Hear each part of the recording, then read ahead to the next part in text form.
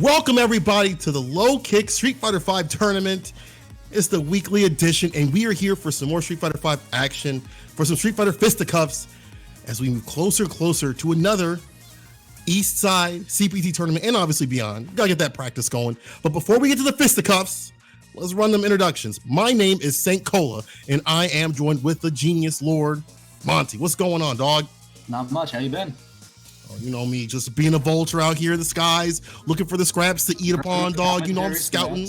Hey man, that's what you get out here. But there's a lot of, there's a lot, and that's why I'm out here. It's always good to be watching the Midwest. Mid-best action, and checking out what's in the scene. We got a stacked bracket today, right? Ooh, a lot of people coming through. I'm excited for it. I feel like every week we go through these. I mean, we see a lot of the same names. Like you always see Cold Pipe just killing in these brackets, right? Usually you see Moo. We don't have Moo coming through this week.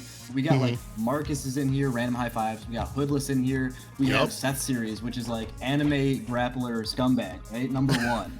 Underscore is in here, so we'll see the cameo. Zach in a box, another like 100% anime player, never touched Street Fighter in his life, coming out of retirement. Lizard Man, you already know Josh is always here. Jaime, Jamie, I have no idea. The Ken probably gonna come out, maybe the Nicolity if he gets a little bit frustrated, but I'm really excited for it. Like honestly, I looked at this bracket and I got hyped. I'm excited, dog. Having this amount of people coming through, the quality of people, and some people coming back. Playing that Street Fighter V again. Picking it up, or maybe in Zach's case and also Seth's case, coming back through. They spent a little time in the anime world. They had to come back to the real world. Blue Dungeon. They had to put away the pillows. They had to put away, the waifu pictures and things like that, and grow up and get a job. The Street Fighter V style. Zach had to rip Duty Fighter V. Dog. Also, to give some people some lore, to give some people a little bit of lore, there is a reason why Seth is coming back. He did try to defend the honor of his friend Overhaul against Sriracha Flash, and failed to do so, and he wants that run back. He wants that heat. It's not even about Overhaul anymore. This time, it's personal. This time, he wants to try. So what better way to, get that practice in this bracket against people? You'll get warmed up, brush that dust off with that Cody, maybe the Laura if he needs to run it. But I feel like that's a character, if you haven't played in a while, and you've taken time away from her, you really got to understand, like, it's going to take you more time to get back with her. I feel like it's going to take a little bit more time because, like, everyone, she's a robbery character, right? She can get those pockets, but her neutral isn't that good. And those guesses that you make, if you mess up, it's a detriment on her side too as well. Yeah, I feel like you take some time off Laura, it's two things that go, right? First off, you said it's like, it's not just bad neutral, but it's real unconventional, right? So you might have forgotten how to maneuver around Fireball and neutral, kind of how to work around that whiff punishes, that counter poking, but also just like a character like that you want to pop off with and you want to play just straight offensive. You don't play for a couple of months, your rhythm is gone, right? Your rhythm is gone and like it's out of the hands a little, right? And it gets a little bit iffy when you start playing it, right? So that's hard to come back, but I would not be surprised if we still saw Laura. But instead, right now, we get to see Lizard Man, Josh, versus Zach in a box, who most likely we're going to see Rashid versus Colleen here, right? Mm-hmm. And, Colleen, on the other hand, is like a character, at least for the first part of before she gets triggered, you can kind of run just like normal base footsie game. Like, you don't really have to do anything super, ridiculous or, getting the dust off for this character, I think, is a little bit easier. But there's still some specifics that you definitely have to have, especially when you're fighting different, characters like Rashid, right? Oh, yeah. Even in this season. Oh yeah, they're gonna want to shake your hand until you get 2 bars. Remember that. Yeah, but that's also something that Zach in the Box has to know. Like, what do I have with this character? When I hit the 2 bars, what's the goofy, grimy stuff? But Lizard Man going in with the throw pressure, interrupts the EX right there, but keeps him locked. Gets the Eagle Spike and the throw, back throw. No stun, the back throw. He's out of there. Oh, activation, Stanley need punch to the reach. Yup, EX hands. We're into the corner now. What are we doing? Okay, keep your pressure. Frost Edge went under because it was a little bit early. This is alright. We're back to a strong position. Right? Nice. Gets the EX, yeah. Parabellum, bro. Ooh, double javelin keeps him alive. Nice. I felt that from Lizard Man. But that's the thing, if you do it early, it's worse than if you do it later on in the match, in my opinion. You do this early, put it in their minds that you have this, and I can kind of play around it. That little mental game of like, I might bust out at some point. Lizard Man been known to do that. I was about to say, let's be real. You run up against Lizard Man, Hardy was just waiting for when it's going to come out. He's already getting counter hit low forward, giving that confirmed EX hand. So good. Like, keep poking mid beam, get the hit. Here's a stun. This is okay, real good. No. Oh, there's a throw. So he didn't take the stun off the EX hands, so they could give Lizard Man one guess. Look at the damage we're in right now. This is just outside of one guess for the round, right? That was perfect. By dropping that combo and taking the mix-up there, Zach gave him essentially one less guess in the round, right? Super strong, something you see at high-level play all the time. And that's something you can take from other games too. Like, even though Granblue doesn't have stun, just the idea of putting him in a situation like that, and oppressing them in a way where that like I know the next hit's gonna kill. Like when you get into Granblue, you want to do like the least amount in terms of auto combos to try to get the scaling as much as possible to get that one hit into super so it doesn't scale as much. Same kind of thing out here. Zach in the box taking the first one and looking super strong. Man's been rusty. I wouldn't know it. I think he's secretly playing this game behind people's backs. That was quick, right? And yeah, like you said, when you start getting to this level, you're not just playing health, you're playing decisions, right? How many decisions can I force him to take if I take this route versus this route? And sometimes that math doesn't add up the way you might think it does. My man's looking at 2 + 2 = 3. He's like, wait a minute, hold on. Also, you gotta look at Rashid this season too. He's a little less strong in terms of pressure, in terms of damage. The health buffs and some buffs to the other characters and things like that. And some of the nerfs have kind of made it a little bit more difficult for him to keep the pressure on. But he should be able to punish. Not here, unfortunately, did not get the right stuff. Just went for the light, dog. Little punch, nice. He gets stand fierce off back into the counter. A little bit more damage on the optimization. Zach's not gonna miss that. That's it's not gonna leave his brain, dog. He still got it in there. Punish. No EX. We out of there, dog. The EX, baby. But the parry of the wake up, side switch too. That's damage. That's Oki. Nice. And the throw. That's just like super good. That's just so like, don't go nuts in those situations, right? Like, yeah, you can set up a mix-up, you're in V-trigger, you hit the parry, but like, just play compact, play simple, right? Throw up. I think that's kind of overlooked in this game. Like, just kind of playing nice, simple, and taking yourself out of bad situations or possible bad situations. Like a back throw could have came, and that could have been the round for you. That could have been over. But Zach staying super solid. But the EXDP, Lizardman busting out, taking him to the corner. Doesn't get Oki this season, but he has him against the wall. Lizardman backing off for the V-trigger activation. Gets the counter hit, the throw doesn't land. He's got him locked down. The EX, the reversal. Zach with the fits. This is. That mid-range, that Colleen stand fierce low forward range is just, the universal EXDP, Zach tried to chase it down, wasn't fast enough. That mid-range, this is bad. The corner is so pressured right now. This is where you do not want to be against Rashid, right? Oh, he called out the activation right there. Lizardman says, I know what you want to do, dog. I see the red at the bottom. Don't use it. Lizardman finally putting around the board, looking a lot stronger. Remembering that his character has that corner pressure. You just have to apply it different this season and be a little bit less obvious about how you sling that out. And also, it's kind of a test, right? Like Zach in the box, been out of the game for a little bit. Does he know about the new nerfs? Does he know how to deal with the flashes and things like that? It's easy to deal with the pressure. Start catching whirlwind shots, stuff like that, right? That's the questions you start asking when you're playing somebody who might not have been as consistent this season. But Zach is trained up against Rashid. I mean, if you're not, you're missing out. Oh yeah. Even you can be as trained as you want to be. You get hit, you go in the corner, and it's not looking good for you. Yeah. Oh, nice. Gets a heavy. Dog, it's corner play time for Zach in the box. He's got the meter to work with, but Lizardman has a ton of bar to work with on himself. To get the full follow, but he got some damage on the deck. Just needs one hit to do it. The crouching heavy punch, the crush, the follow up into the super. Not going to be enough, I don't think. This will kill. This can crush counter scaling. I think it's going to leave barely live. Yes. Still alive. Still okay, but for how long either person can take this? Zach in the box looking for the neutral jump. No blow up here. EX Manny step in. Able to land just in time. Be reversal, but the light. Oh, that hurts. I felt the knee, right? I felt the knee on that one. My man said, I need to get the fastest button possible, and it was a 3-frame, and that was enough to do it and even things out. Lizardman saying, I know how to play this game, dog. Go back to your Granblue. But it's not over just yet. This is scary. It is when Josh starts moving, it gets scary, right? Like, the whole first game, I was talking about how that low forward stand heavy punch range from Colleen was just dominated by Zach. And look at this right here, right? Just in those same positions, you're starting to see Josh pick things up, push him towards the corner, get spray hits that convert a little bit, crush counter crouch fierces, stuff like that. And that's hard to fight. Yeah. The timing also, Lizardman's kind of switching things up too. Like his pacing is a little bit different too, but here we go. Zach in the box with the pressure, gets the EX in the corner push with the extra added parabellum on the side, but the EX busting out. Zach got to, put a little bit more in the mind of that. Like, this is going to happen, and it's going to, disallow me that pressure that I want. Because now look at what happened. Never mind. Putting a foot in my mouth with that one. Crushing BB kick. My man, but he did take him to the other side of the corner. But like Zach in the box is trying to fight his way out. Back throw over the shoulder. Get another throw if you back throw someone in the corner. So we see that continued pressure right there. It's another one. One more hit will do it, but the crush doesn't follow up. Doesn't dare to do it. Off that throw. Thrown through the tornado.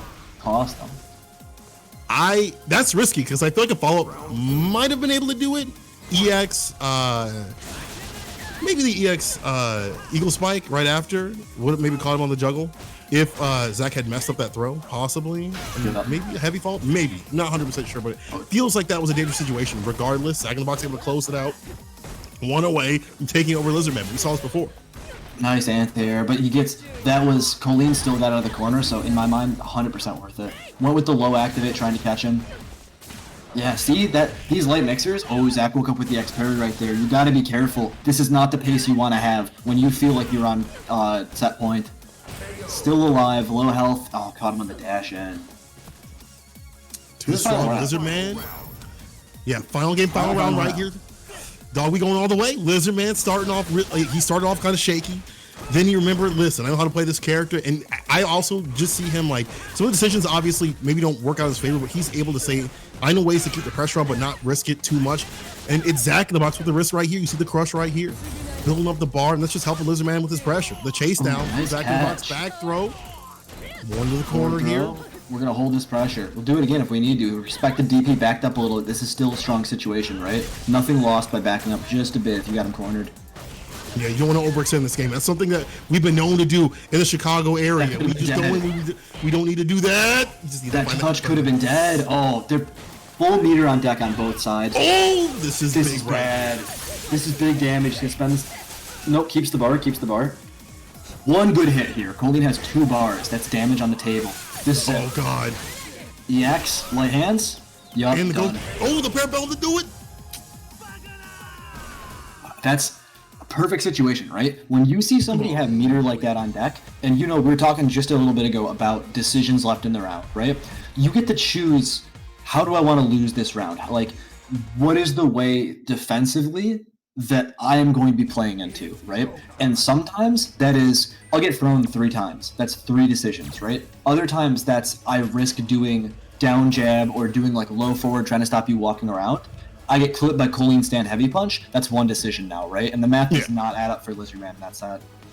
It just it's almost like a snowball effect. I mean, that's how fighting games are, right? You want to get the snowball effect going for your character to activate their, and part of that's like getting the win condition going, right? If I use these buttons, I'm going to put you in a terrible situation into the corner. I'm going to run my game, and I'm going to force you into less situations where you can get out, or less options for you to leave or get out of the situation in return. And at some point, even Lizardman's not going to bust out all the time. Yep. Even Lizardman's going to hold back and say, "Listen, this is going to make me more risk. It's going to be an even bigger risk if I try to bust out and I miss or whatever." And it's Zach in the box with a great neutral play, and we didn't really see again so many like big setups from calling players like to do the ridiculous side switch and things like that people hate so much. Just great footsie play, and was able to take it. But now we're moving on, and it's gonna be. It looks like Cold Pipe is up on deck. Cold Pipe, and that's Jamie. That's Jaime that he's up against. Jaime, all right, Jaime back. You come back into the game. You come back into the game like this, and immediately you have to fight Luis. Like, come on. Immediately, Cold Pipe's gonna grab you. You see V Trigger 2 pop up on the screen, and just cortisol hits your brain. You gotta understand that this is Raw Dog. This is the Raw Dog.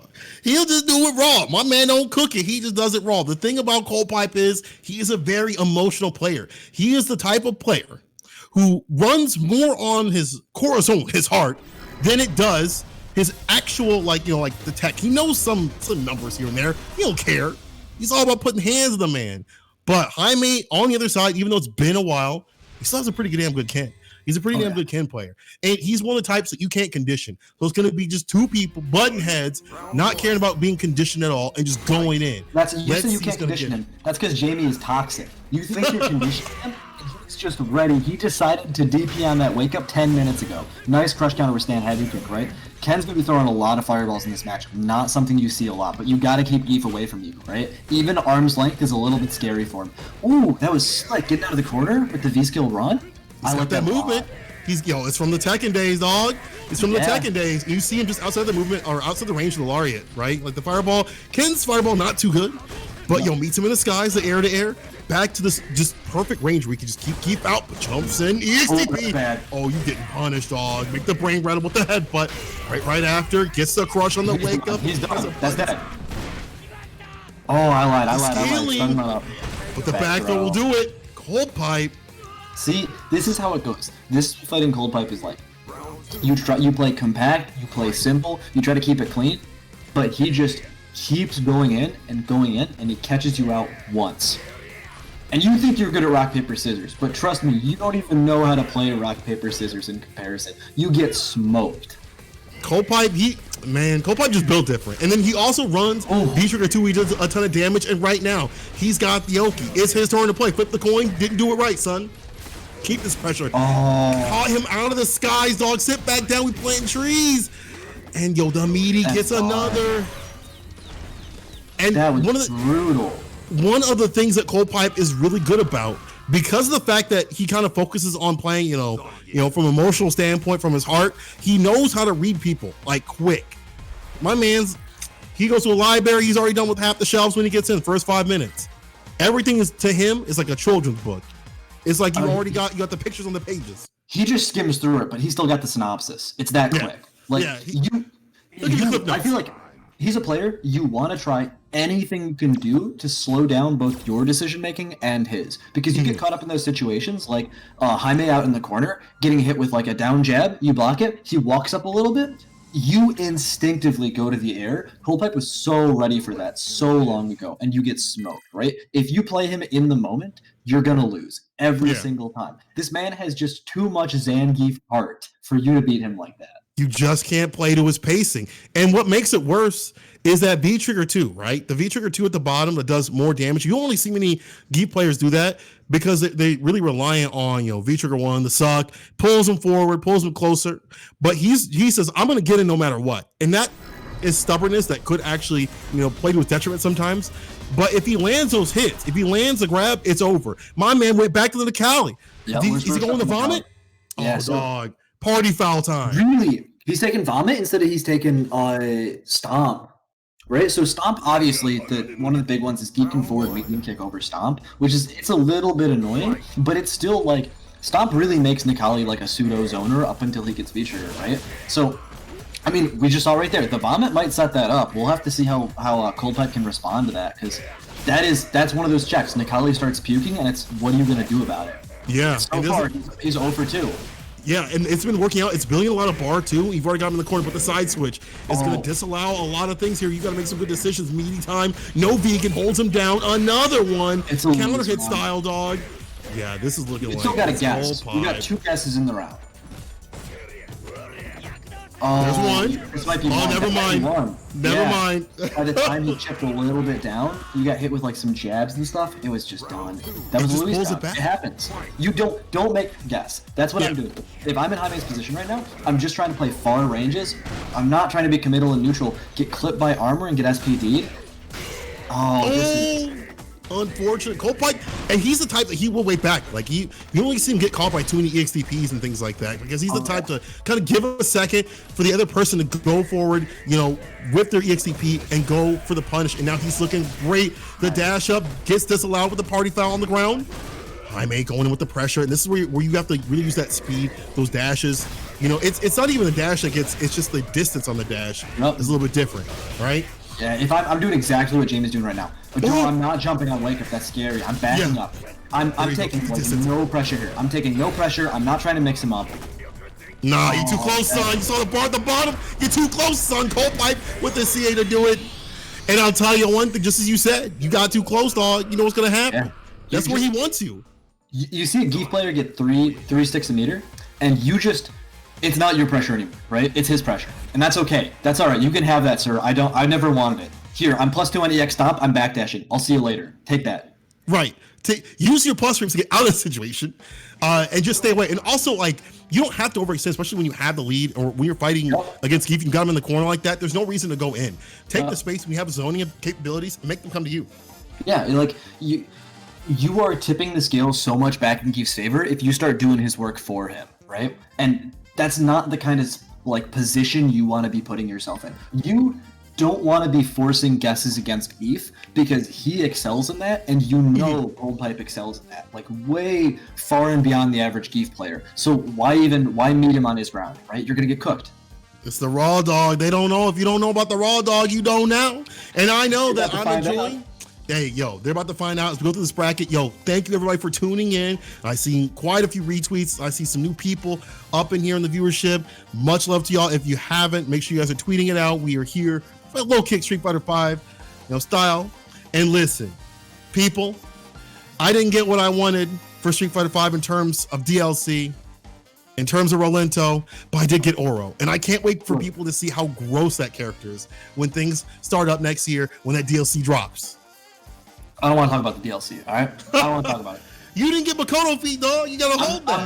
I'm never getting Makoto. But not only, it's like I asked for a birthday present, and they came to my house, and they gave me like an empty box, right? And then they gave me something even worse than an empty box. They gave me like a rotten cake, and that rotten cake is named Dan Hibiki, right? Yeah. It could not have gone worse. I mean, don't get me wrong. Bro's gonna be cool. Oro is gonna be sick. Akira is going to be so cool. I'm very excited for that. But, I got feelings about Dan Hibiki.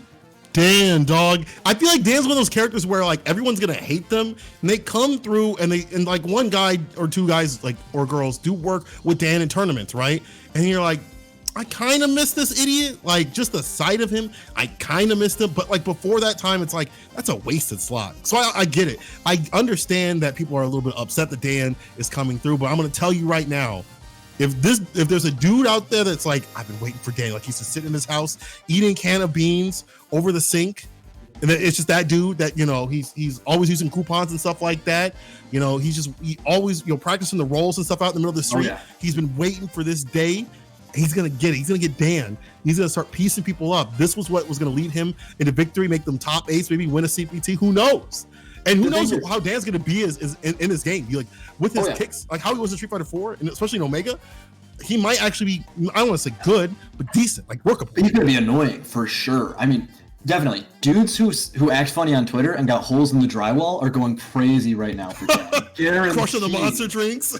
It makes me think, like, so, I mean, I know it came up on on Brian F's stream, but the set came back around on my YouTube recently of Luffy versus Ixion. If you ever seen that set, if you have not seen that set from Street Fighter 4, go watch that set and watch, like, Dan might not be good and Dan might have a lot of garbage, but you block a late Dan kick and it feels awful. You just have to sit there and watch. Like, you guess into it and nothing feels good. Yeah. And that in this game, 100%. I said it before with, like, this Dan, like, going to end up being, you see it in Street Fighter 5, that, like, -2 into DP, that -1 into DP, like, oh, you want to make a decision here because that's what the numbers tell you, like, you'll get punished for it, right? We saw that in both of these past sets, right? We saw people disrespecting that -2 situation, right? Mm-hmm. Get ready for that for Dan, because light Dan kick is going to have 155,000 active frames, and you're going to block the first one. You're going to try to hit your fastest button, and you're just going to get a fist to the face. It's not going to I don't know, dog. I feel like also because of the way Street Fighter 5 is, like, right now, even if he is weak, he's one of those characters, like, I mean, it's still going to be, like, it's still going to be a threat. Like, he may not win a CPT or whatever, but there'll still be that person who puts in a lot of time and effort, and they'll see results. Like, maybe they're not gonna, get tons of top eights or something like that, but there'll be a threat in the brackets. But speaking of threats in the bracket, right? Underscore. If we're talking about being active, that man is all about being active. 100%. And with the scammy, not Cammy, it's scammy. Your shout out to Europe for that one. It's scammy because she'll take your credit card, your debit card, your keys, everything. And the way Underscore plays is super frustrating. I'm not even going to say it's the wrong way to play. It's frustrating. But listen, it works. Yeah, so, that's the thing. You can't say nothing about it. It's one of those things that has you get hit by Spiral Arrow, and you feel like garbage. But you got hit. And you can go to Twitter and talk about, like, you can go to Facebook or wherever you're posting this type of stuff, and you can talk about how you got opened up by somebody. If you would have blocked it, he would have died, but you didn't block it. That's end of story, right? Exactly. It's on you. The onus is on you. You can't go to Twitter and say, well, if you play like this, you ain't got no neutral. If you lose, you lose. But my man just lost that exchange right here. Zach in the box, getting the hits. Oh, I like it. Negative, he gets the throw. We're still seeing the set play from Zach right there. That double hail setup is so good for Delay Rise. Wow, V-Skill 2 gets the crush counter. Weird feeling seeing that V-Skill come out. I mean, that V-Skill still, I think in many cases, depending on like the ranges and things like that and how the characters kind of deal with it, is still strong. Yeah, I mean, it puts up active frames, right? And it's not like Cammy's doing that at that range. The stand heavy punch catches on a shimmy there with a lot of health. We're going to keep pressure and push him to the corner. Cammy's got V-Trigger up as well, so you have to watch out for activations, right? Stuff like stand medium kick, stuff like crouch fierce. Or the heavy right there, the standing heavy. Yep. Now dive kick is really on the table. Sure, you can respond to that with parry, but it's hard. I think you're going to see Zach start trying to push for jump medium kicks to cover that horizontal space and stop those. If you remember, he's rusty, man. You gotta get the dust off. That's true. He's thinking about Fairy's responses right now. He's looking for DP easy inputs. Dog, he wants it. He wants to drill it out with the one button touch. You don't have that here, son. You gotta hold that with the normal sort of response to things. You don't have a DP with this character, but you have a parry in that whip, unfortunately. And Underscore gets it with the CA. And I don't think this is gonna kill. One guess on dash up. Oh, the V skill, dog, called him pressing something. That's the thing, is that's also what makes that V skill so messed up. Because you get Oki on the CA, the decision that's after that is like so difficult. Caught him pressing something, the V skill lets you back off, and at some ranges, depending on what you have with your character and what they hit, you may not even be able to get them. Get the whiff or whatever. So it's safe for Underscore, even more so on that CA as he takes the first round. Hooligan back throw. Watch the ways that Zach is trying to respond to jumps right now. He is like 0 for 5 cycling through options. I guarantee you, the reversal lift, that could have been a big punish if he was really quick. Which is not ready though.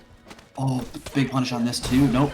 Threw him forward. All right, that's okay. Watch the way Zach responds to the top half of the screen, because I think that might end up being the deciding factor in the set. It's looking a little bit shaky right now. Like you said, that type of stuff that's gone for a couple of months, and you have to work it to get it back. That character those conversion. Yeah, those specifics, when you play a character, especially in this game, you have to have those unlocked. That's how you kind of control the chaos of this game. You have to know specifics. Oh, my character deals with this at this range and at this range. That's what is missing when you leave from that high level play, and you have to like grasp that back, and it might be too late here. I mean, even though he's got the lead, it still feels like he is on the back foot. Now the back throw puts him in the corner, another one. My man seeing the chiropractor 2 times a day. Oh no, gets opened up with another throw. One more. And the V skill the trade. Dog, he'll take that any day of the week too. You know what? You're right. I shouldn't have ever said anything about it. We have only seen just straight successes from that V skill, right? We saw like the worst we've seen is one whiff. That's it. I also feel like it's a knowledge check too. Like, and I'm not 100% sure what Colin can do. Maybe even on block, depending on some of the ranges, maybe she can get, maybe a light. It's -6, I believe. Yeah. So stand. You block it really close, yeah. Shoot that on. Yeah, but you got to be at such certain ranges, and maybe if that whiffs, might give him enough time to recover. I'm not 100% sure. And he's going to put himself in that situation where it's like, oh God, I whipped. Let me press a panic button. You get crushed, or counter hit it, or something. And I just feel like this coming into play alongside the other options of Underscore means Underscore is never out of it in this match. Yeah. And with a little bit of a check right there, not a lot, but again, just making Zach panic is enough. It's not about the damage, but at least he landed that parry. Yeah, there we go, activation.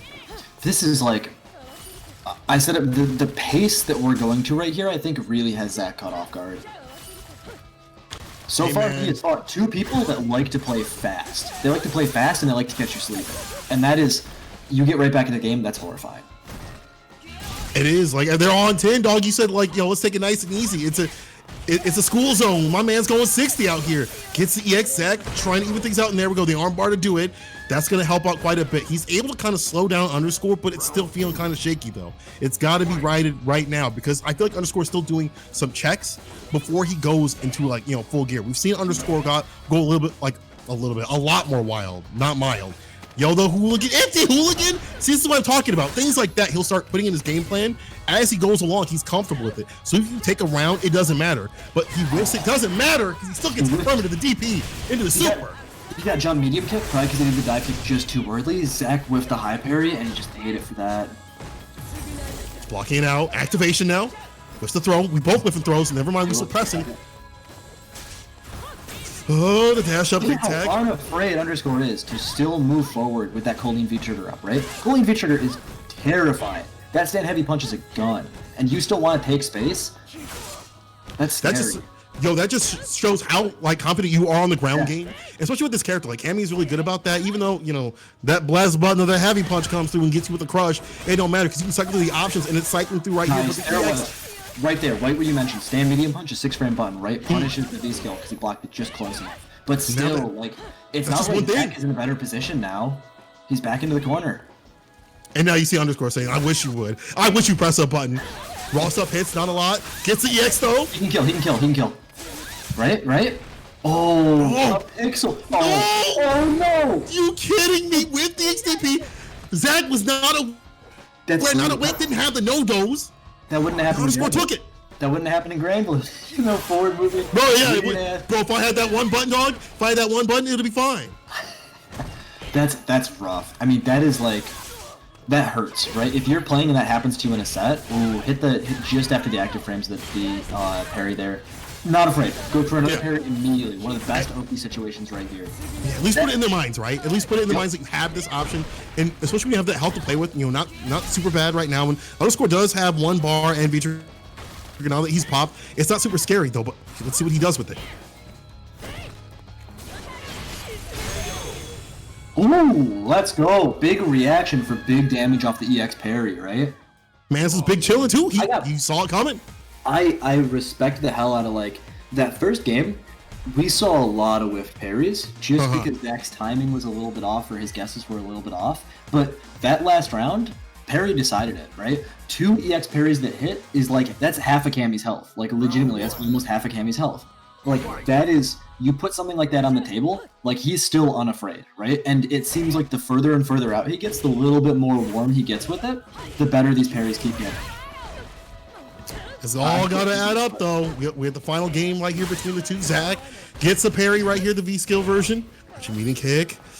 And that builds some bar. That's a good thing. When you land that, you get to build the bar up. And if he gets a target combo into it at the very tippy tip, he's able to get what he needs and almost a stun. Not enough to do it. EXDP wake up. That's risky, but I like it. Yeah, I mean, decisions like that where like the risk reward is like your reward is you get out of the corner against this character in trigger. Like, sometimes you have to bet it all like that. It just happens, and it works out for him. But nice. There's the lead. Jump medium kick I was talking about. Super horizontal, covers a lot of things that hold up in the air, like Cammy's dive kicks. Oh, the raw stuff! He didn't even cook it! Are you kidding me? He didn't even cook that. Gordon Ramsay would be upset. Goes in for the meat, gets blocked though. Yo, but the parry on the V skill. Zach in the box says, wait a minute, I remember now. I recall. He's got the V skill 2 answer, and it's looking like V skill 1. Big punish here. Okay. Put the hail up. We got some good Oki. I said Zach's got the set play still. This is great position. Shimmies for a stand heavy punch. Big meter on the board here. Some damage and Oki into the corner. Let's see what he takes. Nice. To throw. One more decision will be super big here. And the crouching meaty kick. The one touch too. That's gonna amount to a least amount of scaling. EX. I'm gonna say it's dead again. Oh no. This could clear. It's okay. It's okay. We're in a great position. Don't overextend. Yeah. That's what you have to do right now. Don't overextend. Chill. She gets underscore. That's why she got underscore. You gotta be real calm and nice with it. Real chill. Oh no, you gotta let Cammy run down the V trigger. You cannot get hit by that. That's alright. We still got a stack of health here. Still got a grip to play with. Right now. Don't force it. Do the check. Easy. Throw some low shorts. Just be easy. Stay in light kick. Something you're not gonna get with punished for throwing out there, right? You don't need to end the game with the heavy. If you try to end the game with the heavy, you get caught by Cammy. You get sent to the corner. It's a bad time. And you got a whole lot of that. Oh, man, this is super intense. 40 seconds on the clock right here. Zach in the box with a major lead, but this can all go away. It's Scammy Cammy. Let's see if she got the credit cards. Crouching medium, or crouching head punch gets blocked. Oh, you see that Zach's a little bit too pensive, though. He's got V trigger. This could be the big turnaround. 20 seconds on the clock, winding down. Oh, he's forcing it hard. Zach's got to just chill. Oh, there it is. The slide low short. Yeah, takes that. But I'll tell you one thing, that was still one of those, like, you grip the side of the seat like you ate something bad. All right, like that was difficult. I'm just saying, like, when you get someone like Underscore, at any point they can swing it around. Yeah, and like that's what I'm looking at. Oof. Somebody who plays pace like that, right? Somebody who they don't just want to win, they're gonna run you over when they win. You were at 70%. You get hit a couple of times, you're at 50%. You get hit a couple of times, you're at like 35%, and you're just watching. Like, he's put a lot more damage on me than I have on him. I just gotta touch him once, but I've been hit 3 times. He's gotten in 3 times. I can't let this happen, and that weighs on your mind, right? When you know they're ready to take that pace up to 11, that weighs on your mind hard, and it gets scary. Mm-hmm.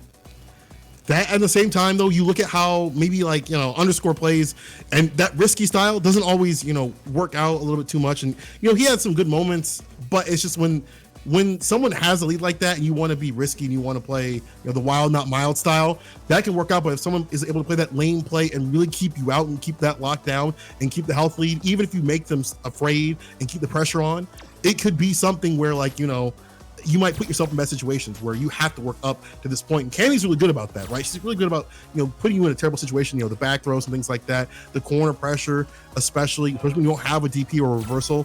But at the same time, like, that could be to your detriment. And you saw that happen right there. Also, some great calls by Zach. You gotta give him credit for them calls. It was some risky plays, but it worked out. The V skill on the V skill, that's what's good in the streets? I see. 100%. Get it?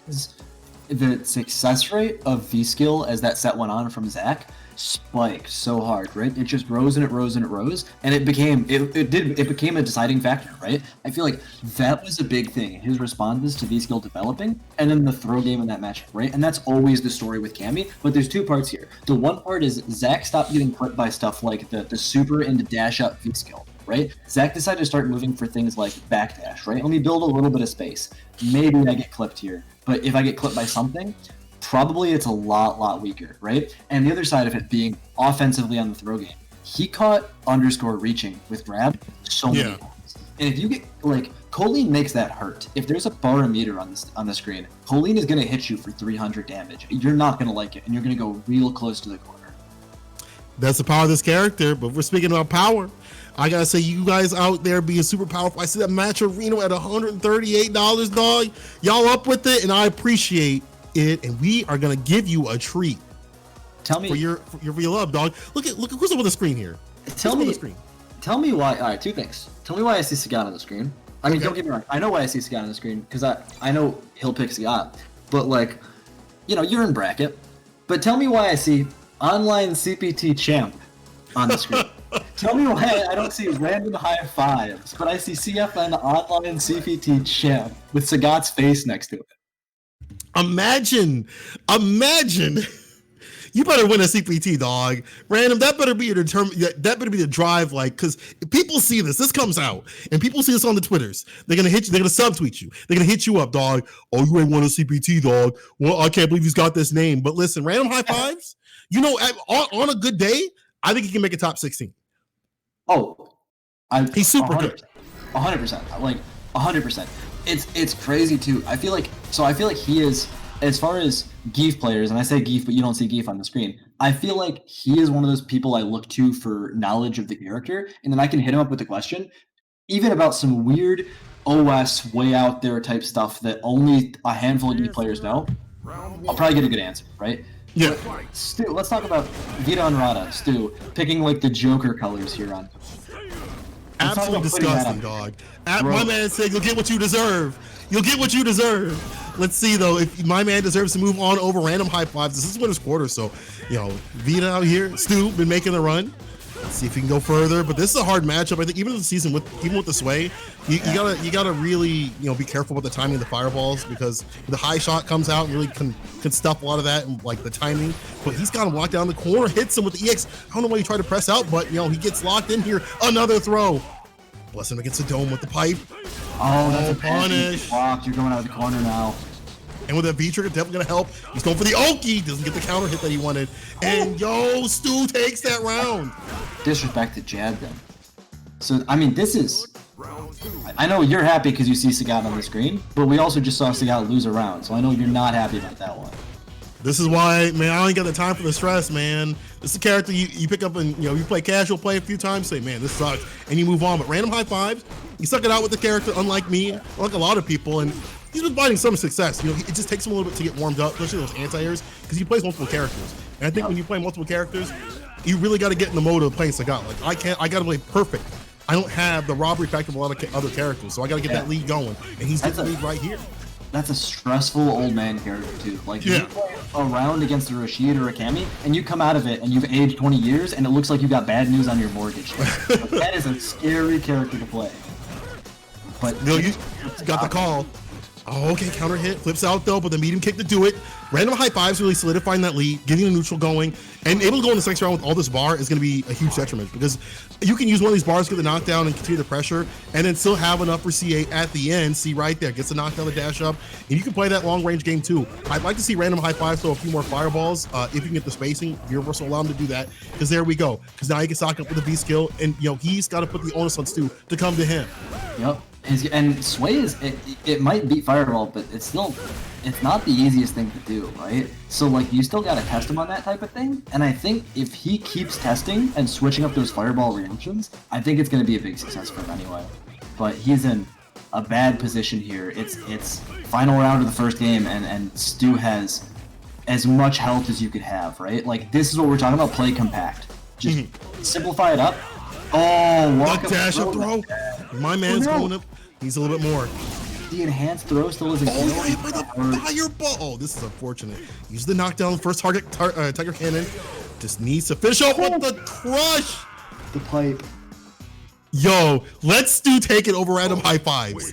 We've been talking about random high fives being super strong, and he is. The thing is, Stu is really good. Like he's been on the up and up. He's been playing this game not as long as many other people, but his inquisitiveness, and his just like drive to like, he kind of plays it off, right? But I think there's a side of him that doesn't want to lose and doesn't want to fail in this game. He gets the frustration just like a lot of people, so he'll lab out stuff. He'll ask questions and things like that. And him staying close to random high fives, this has got to be something where he's definitely been in the Discord's been asking questions on how to deal with this matchup. And I'm seeing it right here. I'm seeing it right now. I'm seeing him grow as a player as he gets the EX connection off the light, the corner push, counter hit, not getting the combo that he needed. V reversal put him back as an offensive, but it doesn't matter. Random high fives getting the EX. Is this punished Stu maximum power Joker-fied? Like what are we seeing? You get what you deserve, man, when you don't get those cross-cut DPs. Oh, no. Activation. Come grab on deck, right? Dog, let it happen. The fear. You see him locked down, he can't do nothing. Okay, EXDP finally. Yep. That'll punish that, and that'll be if you try the pipe. A 3-frame EXDP, you go right through it if they do the pipe to beat your 3-frame, but if they don't do it, you'll just straight up punish the target combo. Definitely a knowledge check. Yeah, good awareness. We've seen it before a few times. My man did the raw stuff.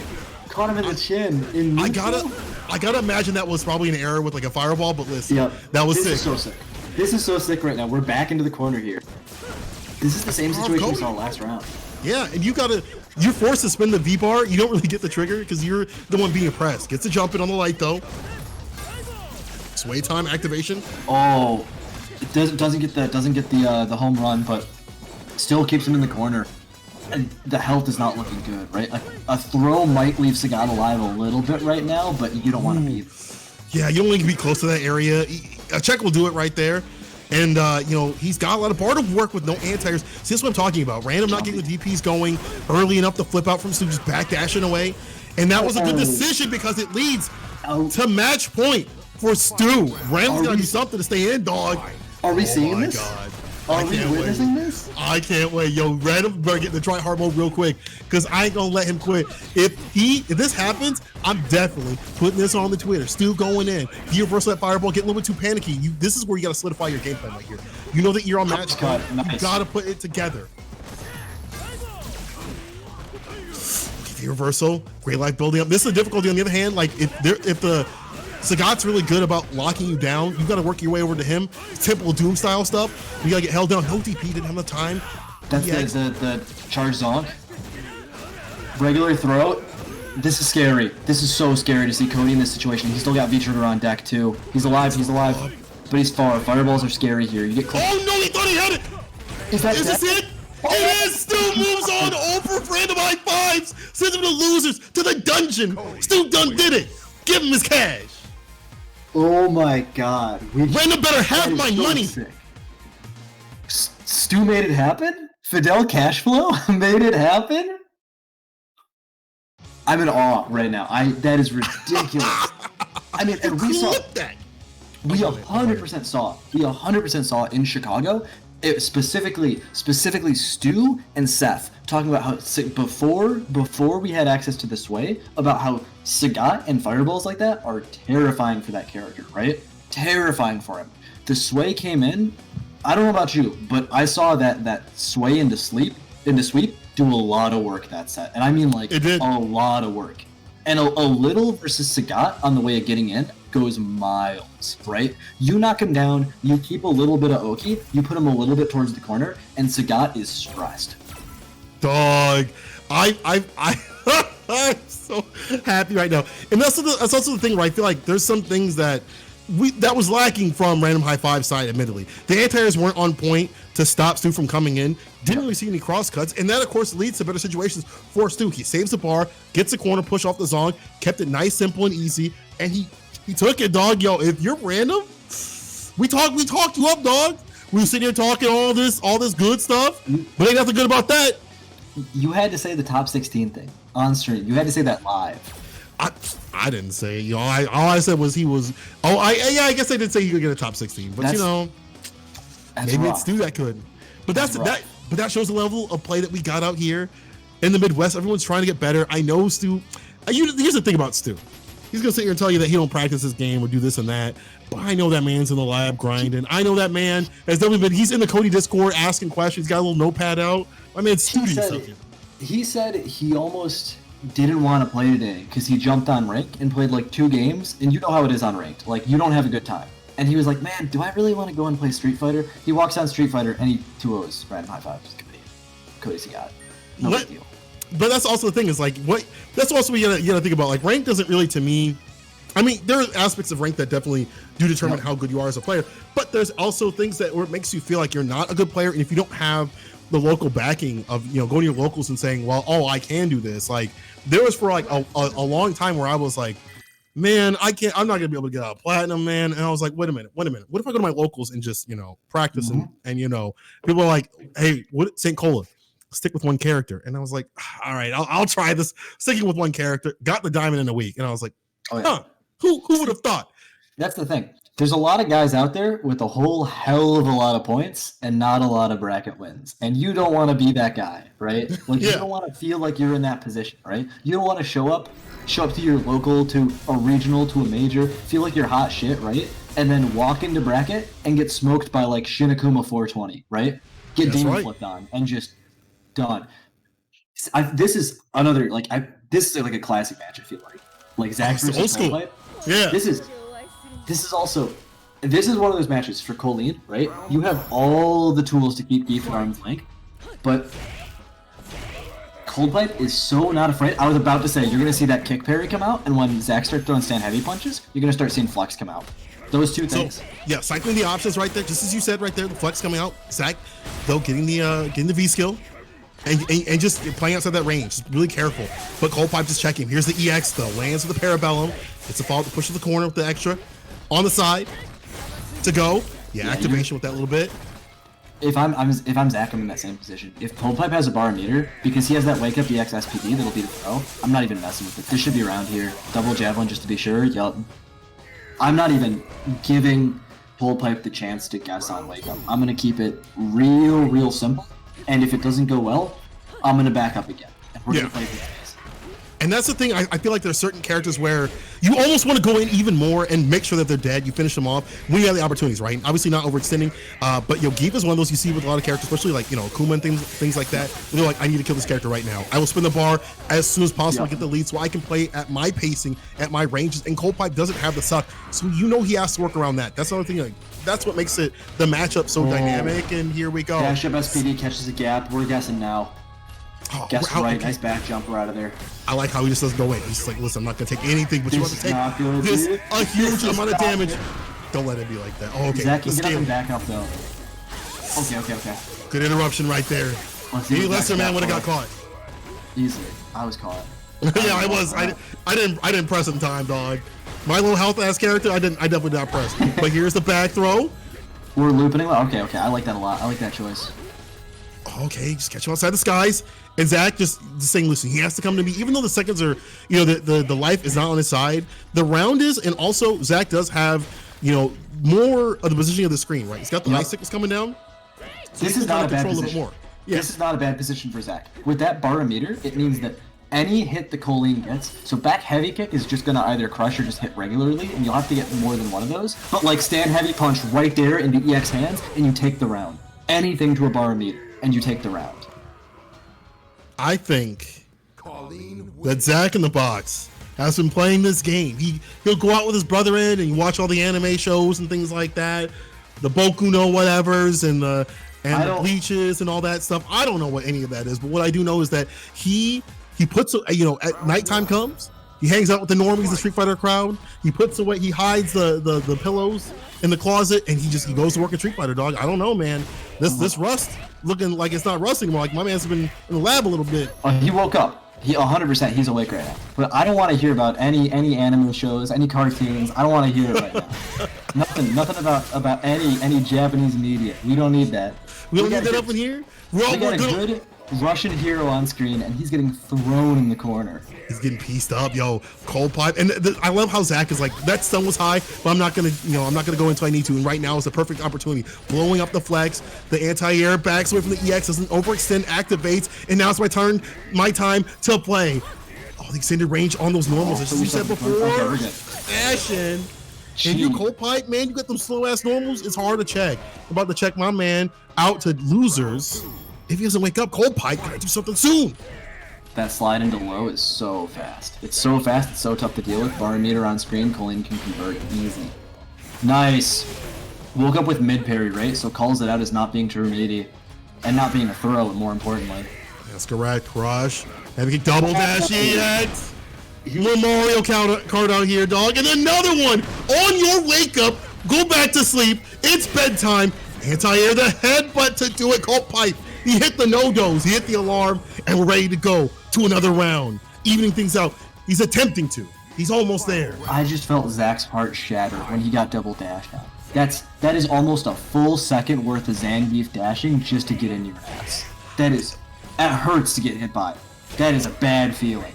I mean, if it's any other geek, you'd be okay, but Raw Dog comes at you like that, you're not looking. You're looking the other way.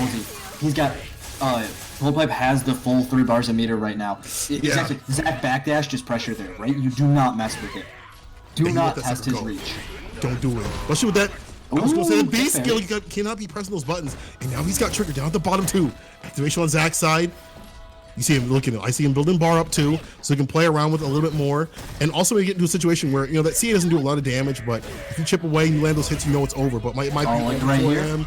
For the CA, it's over, dog. That B trigger, that CA, it's a done deal. Next round, next game. Immediately, couple hits into super happened right in front of your eyes. That's a bad feeling too. Like the second Geef has super on deck, the way you have to play has to shift so much. Because at any moment, that can just defensively it can come out. Offensively, it can come out. You need to be really careful about how you play -2 and like that slight disadvantage, right? You have to give him so much space. It's ridiculous, and it doesn't change that much between characters too, because like low health characters, high health characters, it doesn't matter. At a certain point, you're all gonna get got. Nice. Now we're even score, and let's see if. Yeah, I'm trying to see if Zach can... SPD punish. That's a bad thing to get. And that's heavy too. Buffer. Oh, good. Crouch underneath the heavy kick there. So Cold Pipe trying to call out the backdash with the stand heavy kick, but because it whiffs crouching. Oh, that could have been another SPD punish. Cold Pipe unaware. Try to get the jump in. Anti-air, the crouching heavy.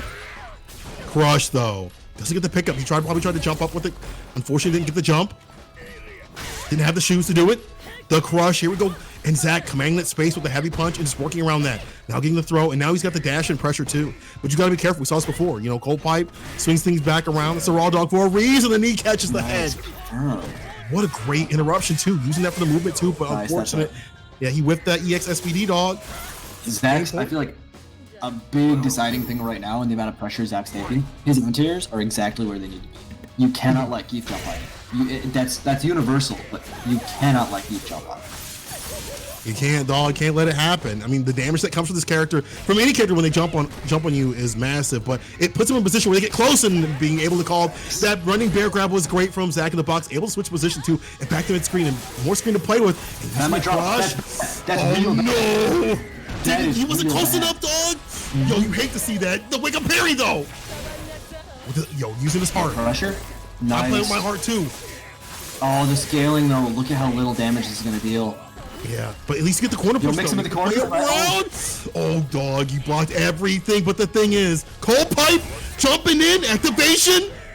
So down, neutral, jump the trade. Take the any day of the week, Zach in the box, moves on. That jump heavy kick trade right there. Whenever you see, so that's a thing you don't see often. Whenever you see Colleen get a hit that's far enough that EX hands drops like that, normally EX hands it's unsafe to the point that you get like a good punish. Everyone in the cast gets a good punish. If you block that launcher like that, you die. It is anything Geef wanted right there. He is taking, right? Anything. You get smoked for it. Only happens at those super far ranges. I think he caught the stand heavy punch, so he was already a mile and a half out. Only the little starting stabs the EX hands hit. It could have gotten real scary really quick for Zach. But Zach, I'm telling you, I don't know, man. Man's be looking like he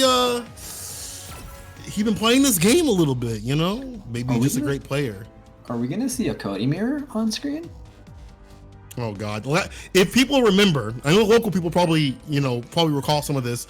Maybe other people do not. But the last time we saw a Cody mirror, it was wake up V skill, V skill, V skill over and over again in front of each other's faces. It was one of the last times we had locals, and you know what? I don't want to see it again, to be honest. That was a moment that High Fight had retweeted and saw, and I was like, man, that's what you're gonna capture from us? Hold up. That's what you're gonna make your tag, Seth? No way. Well, no, he did not. Let's just pretend that's not on screen and go back to talking about the Cody mirror. So the Cody mirror. If I see wake up V skill be punished by V skill, I'm gonna turn off my monitor and I'll just guess at the rest of the round. All right? Yeah, at that point, it doesn't matter because it's so grimy that it doesn't matter. It just doesn't matter what happens after that because but at the same time, Cody players, the EX zonks and things like that, they're already grimy anyway. And mirrors, to be honest, they're already going to be wild, right? Okay. Mirrors never are going to be. There's never a nice and calm mirror. Like I've heard a lot of Bison players say, I was talking to Hot Dog like a while back, and problem, they're like, the mirrors are super random for Bison, and you talk to other players and like, yeah, my mirror is random too, this and that, and that's just how it is. The mirrors just feel super random, dog, because you got the same tools, you got to play the person, but at the same time, the way that characters play against each other, it's so hard to counter each other. Yeah, and a lot of people just don't have a strategy for that, right? You can't take advantage of the character. You have to take advantage of the player. Also, I want to point out, Stuart Vito Anrada here has picked the color that Seth usually picks for that costume. So that's dirty. We doubled up on low. Yo, low forward into sweep, caught him walking back. All right, flip out V skill though. First V skill, that's the first one. I'll take that one as not super bad, but at the same time, wake up bad sin. This is classic. The wake up bad spray. First time we've seen that one too. Dog, that is classic. That's classics too, to be honest, kids. The command grab, the just frame, punish. Oh, but he got that block. This is bad. Activation. You're not dead, but you're casting for it. Yeah, rock setup. What we got? Just a walk up, meaty. Great tag. Stays alive. The trade gets a command grab. Yo, I got one of mine too. I was about to say, there's no way that all that time in the hyperbolic Grand Blue chamber the Ladiva chamber did not make Seth's command grabs. Oh no, this is where we're going with this set, huh? Dash out goofy stuff. This is where we're going. Wake up, Batson! Nobody's meeting finally. Meeting no vegan with that one, but the EX, the raw stuff comes out. These Cody players, nobody's neutral jumping into this. They're just going in, slugging it out. My man's got the trigger to slug out even harder. Gets the EX activation on his side too. Pipe for a pipe, baby. Laying him down. Gets a jump in and put him down to the ground with the follow up. Doesn't do it. Oh, we need to kick well. Yeah, more forward. Keep the pipe could have finished that off. Yeah, the pipe could have finished it off, but listen, that was good enough to do it right there. Seth, waking up as well. Still, you're running into each other the EX all damn day. First round was close. Second round was quick, right? What can you say about it? Like, Seth kind of went off. I mean, dog, he's remembering. I feel like he recalling his ways, his Cody ways. Oh yeah, Stu would be going off too. Stu has to be careful about this unsafe, like the medium ruffian we've seen get punished for really hard, but he's been playing well. Like I feel like his mix game has been real strong in feature, right? He hasn't leaned too much into that command. That's a great sign, but man, that's not a good sign right here. Getting crushed, taken to the corner, heavy ruffian for that full corner push, V reversal. I like that defensive option. You don't always need trigger. Play the neutral, play it nice and calm. Get to throw. Start your game plan, especially when you can build that bar for the EX. Will he be able to land it? No, the only EX coming is from Seth's series. Anti-air. Ooh, here we go. Ground game on lock here. Even better. See, that's what I'm talking about. Before. So I'm talking about that the unsafe, the confirms into that medium ruffian gets you killed. If you slack on it a little bit, it hurts. Yeah, just even just a little bit. It causes that problem where you give the other person momentum, especially when Cody has got a bar, he's got the EX ruffian for the follow up. But here we go. Vita, but the timing. My man just switching the script. The timing, now that Seth Series is recognizing the buttons, he's getting the crushes, but now on the offensive is Vita. Putting the flow on with the command grab. Hit him with one more. Hit him with one more. Hit him with one more. With a pixel. Nice.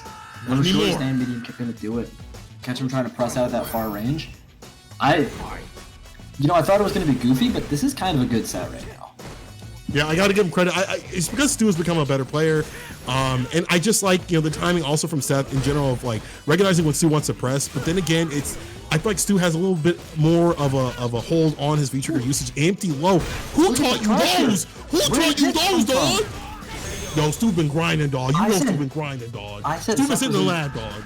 The hyperbolic Grand Blue Chamber, but I don't know where the hell Stu was at that he learned all these tricks. Because that was fluid. I mean, he picked like 4 things back to back to back that just straight opened Seth up again and again and again and again, right? That's not necessarily the easiest thing to do in those situations. But like, you don't expect things like that empty jump low to come out when you're worried about 5 other things. Seth just said heel turn. I guarantee you he's about to pick Laura. Yeah, I guarantee it. But that's the thing is, like, we've said this before, if you are rusty with this character and you're not playing the neutral right, like I feel like you're not gonna be able to access what Laura does best. Because even the matches where it's difficult for her, you have to be able to find those moments. That's where the best Laura players are where they are, is because they find those moments and they're able to keep the pressure on, and they're able to read their opponent very well. And that also comes from being able to pilot the character very well as well. Yep. If you have a lot of rust and you're on the final game right here and you haven't had time to warm up this character, it might be hard, especially with the fireball game that Cody has. And so does buttons just have that reach. The crouch and medium kick, really good about checking the fireball pressure before it comes up, before he can charge that. If he stays close, and we saw Stu wanting to stay in all damn day. Yeah, I mean, you're dead on with the bit about Laura. Like, every Laura is going to be able to make a Twitter highlight out. But not every Laura is going to be able to play that mid-range consistently. So we got to see where he comes up short and where he's consistent. Oh, see right there. Whips the grab. We've seen 2 with grabs so far. That's rough.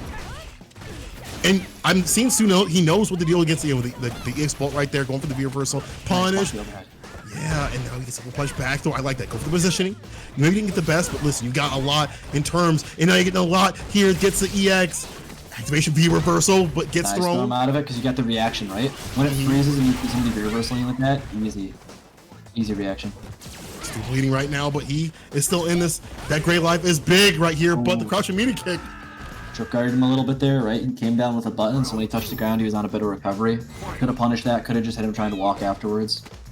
I feel like Stu has the better neutral sometimes. It's just like finding what he needs off in full off these conversions to really put Seth Series on the back foot, to really get things going right now. Here we go. Gas, foot on the pedal, gas all the way. My dog's going in, gets the stun. Yo, hit him with the P. Hit him with the P. You got one more decision after this. You got one guess. Hit him with the P. Hit him with the P. The wake up light, never mind. You ain't getting it today. Jab. Bend up on that wake up, it feels like. Check outside the skies with that jab to do it. Your final game, final round. Could Stu put Seth into losers? Stu is on something today. I don't think it's him playing. No, I'm just kidding. It is Stu playing. It's Ascended Stu. It's somebody else, dog. He's been punished for too long. Yo, the counter hit! Oh my god. He's still got some guesses left in the round. Probably 2. Nice, back through into the corner. Keep with that one bar. With that one bar, it's 1, dog. If you can land it, overhead opens him up. Plus plus on hit because it's in V trigger, so it gets a combo. Come back up, students jumped after. The pipe is out. That means you can go in a little bit more if you're Seth, because you don't have the threat of V reversal. But still with the EX, he's one more with the wake up buttons. You got me, my man. No vision, but no sway. My man said lean back with it as he sends Seth into losers. Oh, you the villain? Oh, you the villain? Seth, dog, you the villain out here? I can't eat. No, my jaw is all tight because Stu is doing work right now. You thought you could rob him with Laura? My man had the guard up. He had the guards with the Garuda. I need to take a walk, man. Oh my god. I can't handle this tonight. Oh, it's first to 3. All right, it's first to 3. So we're doing winner semis first to 3? Okay. Are those winners finals? But listen, winners semis. Oh, never mind. It's first to 2. It's first to 2, but they had because Seth backed up to change characters. It was they 1 out of 2'd it, right? Oh, but all right, so we'll get a little bit of exhibition right now. That's what this is. Yeah. Right. Stu did win. But listen, people. I can't listen. You thought, I bet in Seth's mind, he's like, listen, I did it. But listen, you didn't do it, dog. You ain't coming back, dog. You can't come back from this one. Don't let Stu piece you up even more. That was so great. Stu is definitely. Are we gonna see this get played out? And are we gonna see Seth get 3-1'd in a first to 2? That's what I'm really worried about. If somebody stop the match right now. Stop the match. Throw in the damn towel. Just imagine, like you already won before, and you didn't even know that. They're just going and playing. Here's a stun. You have the EX. You're done. Because it is lore. Actually, no. The scaling on this. No bar. Yeah, you still. Never mind. Seth is fighting for his honor on the stream right now. Seth salty run back. Nah, dog. You don't get no honor. You gotta go down, dog. You down in losers. Ain't no consolation prizes. You can see him if you move on the bracket. Oh my god. The pace is setting right now. We're seeing it. This is how he wins. This is how I win. Oh, nice. Stayed in front. I would've got hit. Twice in a row. Neutral jump. Here we go. Smart. The heavy stuff. You hear that brain rattle, dog. Gets a crush too. Easy stuff. Good blocks here. Seth series getting pushed to the corner. The crouching meaning kicks. And there it is. Oh my god, Stu. This wasn't even a real match. Stu done did it. Made sure you knew that it was over. Seth, you're in losers. You're in the dungeon, dog. Stay there. Sankola, we just bear witness to lore in real time. The lore is being written in front of our very eyes. This is the new chapter of Chicago Street Fighter: Rise of Stewart. This is how I win. You know he's saying that to himself. He's like nodding to himself. It's a darkened room. This is how I win. But I'm telling you, the way Stu is playing right now, he is doing. There's 3 things I feel like Stu is doing super strong. First of all, his neutral's really good. His neutral's really good. He may be making some mistakes here and there, but he knows how to keep on the pressure. The second thing is the other opponents that he's facing. I feel like there's some things that they're not doing, they're not capitalizing on. So Stu is just running his game plan in terms of he knows this works. He's going to keep doing it, and there's no reason to deviate. And I think it's very important. Not deviating from your game plan is super important. The third thing is when he activates trigger, he gets the most out of those exchanges, and we didn't really see Seth do that, right? It's a lot of command grabs and things like that came from him, and also the V reversals too, to right the shit, to go back to neutral and give him some time to breathe. Stu is playing out of his mind. Yeah. Seth, you thought you was nice out here on these streets? You thought it was gonna be soft out here, dog? Nah, says Stu. Nah. Seth's trying to make the heel turn. We just saw the villain get slain. That was like the end of the movie, right? We just saw it all happen right in front of our very eyes. So I feel like a big thing with Stu that I didn't see any of in that set, is usually you can catch Stu a lot, and you can see it in these matches, wanting to wake up with the sand, wanting to wake up with the V-Skill 1, right? Even wanting to wake up with the sway. How much of that did you see? Almost none. First game, it was a little goofy. After that got out of their system, and it was just, like, it was consistent. It was real consistent. Dog, it was... you also gotta look at some of the drops that maybe other people are doing too as well. when you don't see set series doing things like, utilizing as you said, like the V skill and things like that, building the bar up right, or using V reversals and things like that, and maybe making a little bit few risks here and there, and overextending. That's one thing. But again though, Stu, maybe not getting the full amount of punishes all the time, but doing it enough that it's definitely putting the dent into his opponents, and making the dividends. And now look, he moving on. Yeah. So in other spots in the bracket right now, we've got outside in the losers, we have Jaime and Random High Fives. They've got to play. I think that'll be coming up here as well. We've got before that Underscore beat Hoodless in losers bracket, so Hoodless is out here. We have Blooming Lotus lost to Z Sonic in losers bracket, so that's what we're going to be seeing right now: Zero Sonic versus Underscore. Winner of both of those two games.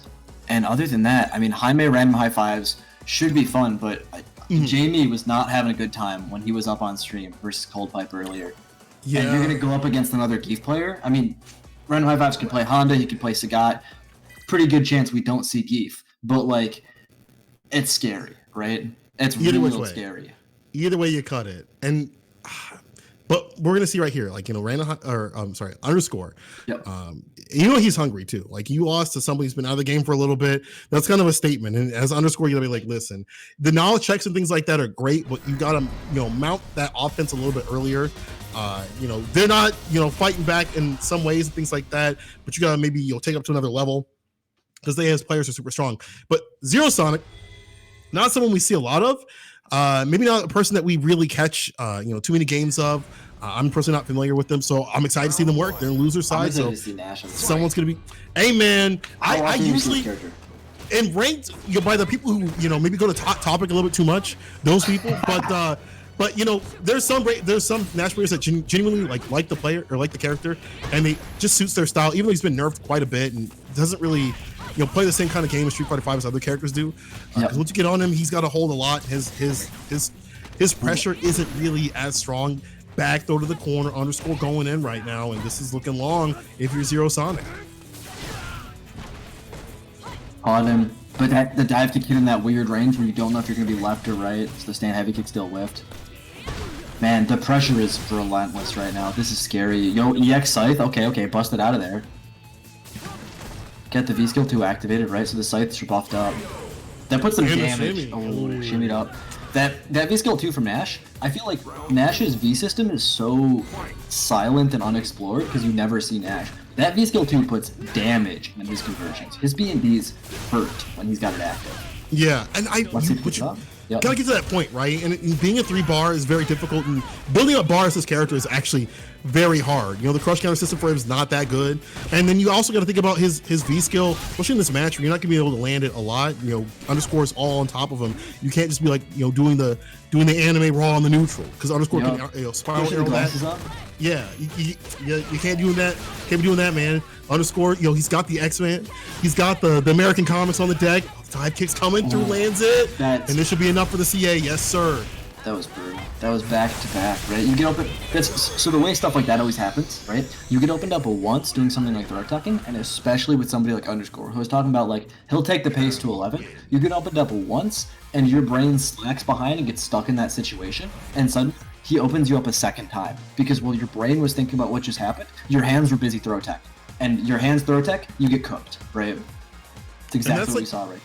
Exactly, the mental pressure, dog, and Underscore's good about laying that mental stack on you, where you're reacting like 5 seconds too late. Actually, maybe frames too late because you're like, wait a minute, I tech that. No, you didn't. We're already in the next round, but my man's getting punished right here. Raw spiral arrow gets pieced up, but the air throw, the ugly side, dog. Try to do the V skill. I actually like the V skill in this matchup. You see them try to take back some space with crouching heavy punch, and if they time it wrong, you're gonna get crush countered. You're gonna build up some bar. The V skill landed. You see the damage from that on the other side though on the EX. Back to mid screen. He's gonna be able to activate the trade. No big deal. You'll take that, right? Oh, he DPs it outside the skies. Oh, that's a rough thing to miss when you have when you block that V trigger spiral arrow. Oh my god, we're seeing a V skill 2 clinic by Underscore in this match right now. It's just coming out again and again and again, and it's just straight successes. looking at the spacing of like how underscore is playing right now, and just the spacing of this character in general, I feel like it's able to catch a lot of the buttons, and where Zero Sonic wants to be at is also claiming that space. Like you want to play close. I know you can't throw the boost. You want to come at like this mid range or whatever and kind of set up your approach. It's not going to be happening. I got this V skill, and then now I'm gonna kick you with this throw bait, but here's the punish on the miss DP right here. But not a lot in. I feel you gotta stay in. Oh, there's exactly what you talked about. That crouch fierce got caught by the V skill 2, right? You put up the active frames with V skill 2, and you catch people reaching. Oh, the V skill get my man's popping it all damn day. It's a knowledge check frame. He's like, listen, you don't know how to deal with this. I'm gonna keep popping it. Fade away right there. Doesn't get the air throw that he wanted, but no big deal. He made him waste a little bit of that bar. He's outside. He gets all this range too. You gotta be careful throwing out these boosts, especially when triggers popped. Make you trying to go for this dog. It's not gonna be a high fight clip. Nope. He gets hit. Zero Sonic losing to underscore 2-0. That was rough, dog. That just shows you the power of Scandy. Yeah. I'm sorry, gotta say it right. Yeah, for sure. I mean, Zero Sonic completely got caught in the offense. It felt like he was just waiting for his chance to run his game, and underscore is not gonna slow down so that you can catch your breath and think about how you're gonna play, right? That's never gonna happen. Underscore is gonna get in your face, and he's gonna stay in your face. And then the second that he gets a little bit out, maybe he'll back up and it'll give you room to breathe. You'll take a breath, you'll take 2 breaths, and suddenly Cammy's on top of you, dive kicking you. That also makes him super dangerous. If you think about like how he plays, like with that one, that's gear 1, right? He hits gear 2 where he's been working on this style where he kind of backs off and kind of plays the lane game, which he's still developing. But like, if he starts doing that, then you got to work around that. And we didn't really see that against Zach, right? It just came out a little bit too late in terms of hitting that second gear. But now that he's in losers, he knows that he has to do that, right? And he knows that he has to kind of implement that secondary game plan to things. But we're gonna be moving on to the second match here, and our losers, round 4 here. We've got Random High Fives, who sent down to the dungeon by Stu versus Jaime. This is just like the Stu victim bracket down here. The Stu victim bracket. This is the Stu victim bracket, right? You're caught in the basement dungeon, right? And you gotta fight each other in the ring, see who can survive to get back out of it. To see who can fight Stu and who can fight Zach. 2 Fall Guys gamers. I'm gonna make up. Here's my theory, alright? Shoot me. Fall Guys players have good neutral. How's that? They're in the winner side and they have good neutral and they play Fall Guys. That's enough. I'm not saying correlation might not be causation, but there's something there. We got to look into it. I mean, you might be right, dog. We gotta run some studies, dog. I mean, that's true. Actually, we got a sample size of 3, and we got 2. We got Zach and we got Stu, but then we have a heavy example to the contrary. Lizard Man points out. Lizard Man said, "That's a lie. Source me." Lizard Man, you should have. If you would have made it further in the bracket, that would have been you. But listen, maybe you need to look at these other Fall Guys are doing. These other Fall Guys eSports players are doing out here to glean those tactics. And you wouldn't be a victim, dog. Just like these victims up on the screen. Random high fives. Fall Guys teaches you Street Fighter V because at its core, Street Fighter V is about one of the big things Street Fighter V is about is the throw game, and Fall Guys teaches you how to grab. That's true, it teaches dog. you movement, jumps, and grabs. I rest my case. Damn. There we go. It's done. It's solidified. Yo, you can have that one for free. You can have that one for free, Event Hubs. There you go. I know y'all don't write about anything good. You might as well write about that. Random high fives with a push into the corner.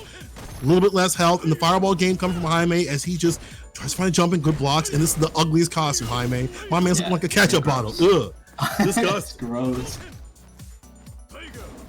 But here we go. See, the jumping heavy punch is going to be super strong here. Unfortunately, did not land.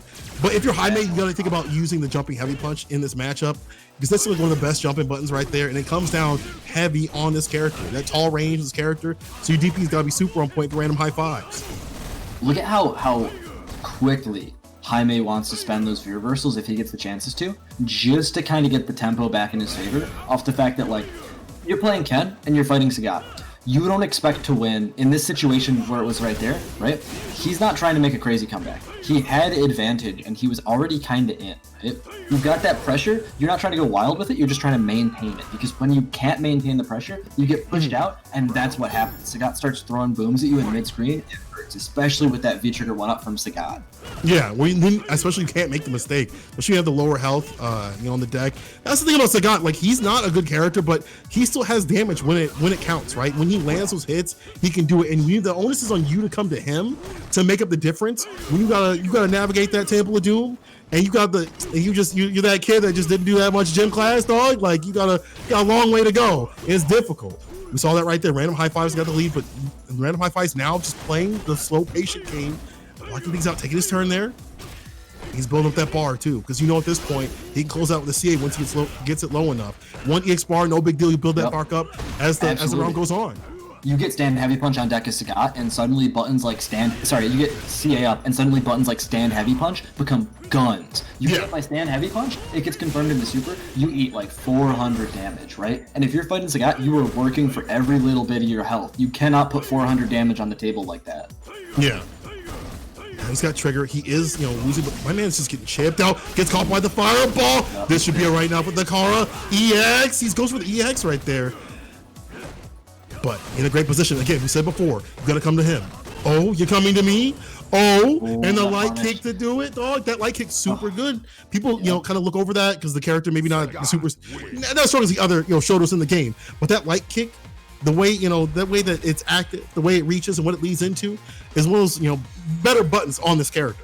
Yep. The second situations like that, you got to be so careful about fireball spacing, especially with a character like Ken that kind of has a doo-doo fireball, because most fireballs in this game, there's a few exceptions, but most fireballs in this game, if you block them at the range where they haven't really had extra room to move around and the person throwing them hasn't had extra room to recover, they're going to be -6 or something in the ballpark of that is like consistently punishable at a medium range, right? So if you throw a fireball in my face and I hit a button, it's probably going to hit you, right? Like, you're not testing the frames, you're testing the reach, right? And you got to make sure that you don't give somebody the opportunity for that, especially with somebody like Marcus. I was talking about it before, but Random High Fives, an incredibly smart player, do not test his reach, right? Yeah. It's not going to work out for you.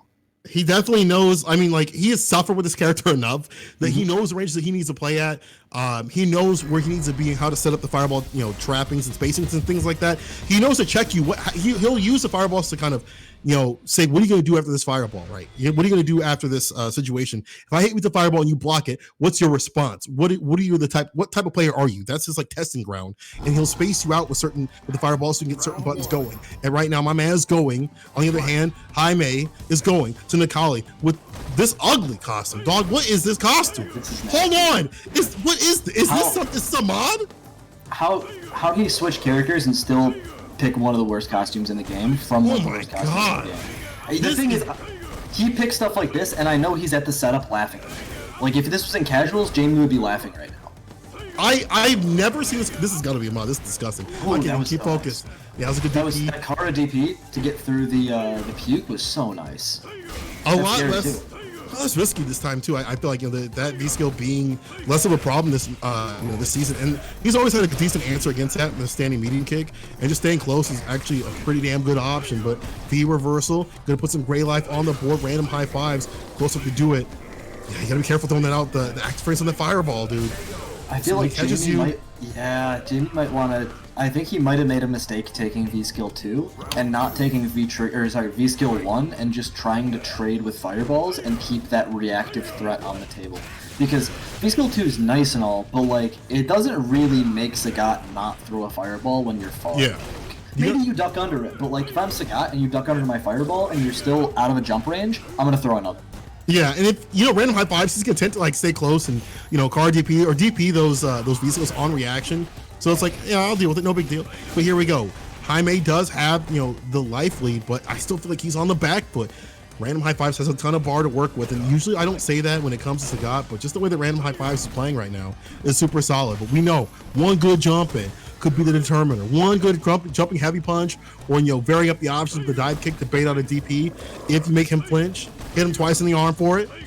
Be careful throwing out these fireballs. As I just said, you gotta be careful throwing out these fireballs. This is a CA, a ton of damage. We're not gonna kill because it's not in trigger and the scaling also. But he's got the distance, made him flinch, dog. Made him flinch. 2 on the arm for that one. That's what I was saying a little bit about before. That Kara DP is so impressive because if you misjudge the range on that just a bit, you step into it. And if you step into it, you get crumpled.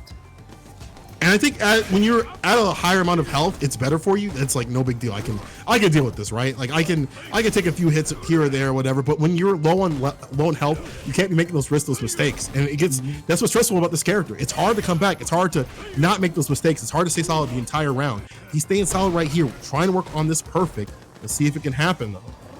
It's like you got the ability with Sagat to force people into making decisions, but your punishments for those decisions are kind of small or maybe medium for damage. But if you make a mistake, usually the punishment you take is really heavy. So you got to be like 4-to-1 in the ratio you're making of like consistency to mistakes, if not higher, right? And then you might just break even. And you see him saying, "Listen, I'm gonna play this full screen. I'm not even gonna attempt to card the DP the V skills anymore. I'm just gonna play the solid neutral game right here, backing away, making him block these fireballs, making him get closer to possible chip, no dip situation. As we get closer, to least amount of health. High May bleeding right now." And see again, just not even risking it, just saying, "I'll maybe just walk up, block it, no big deal, and walk through." It's like if I walk up and I block it, what are you gonna do? Command grab me? Show me. Oh, I had to say it. Oh God! Why did you tell him this? He got hit with it. He tried to backdash. Why thinking the command grab? Grab was coming. Got hit with the V trigger, and now he's taking this pressure with the wake up buttons and get a counter hit. No, he's got to chill. Look at the timer. There it is. Lands the hit. Yeah, just chill. Just chill. Yeah. You got 5 seconds left. Down back. Yeah, like stay on the ground. Just take it. At this point, it's over. Random high fives moving on over Jaime, and that situation was looking good for him. What could he do at the 5 second mark? You were locked down, dog. Nothing you could do from there. That's a thing that people kind of don't really maybe discuss enough. The chip situation in Street Fighter doesn't exist in the traditional way, but it creates other situations in this game where people there are like no-win situations when there's enough time and health and things like that where you're just like, it's over. And I think that has come because of the way the game is now in terms of damage and stuff like that, more so than people changing the meta and stuff like that or whatever. But it allows for those situations to become a little bit more unique, where it's not just I pop trigger, I win, and it's over. Like I can play the time now. I can, I got the lead. It's over for you, dog. Do what you want. Teabag me. I don't care.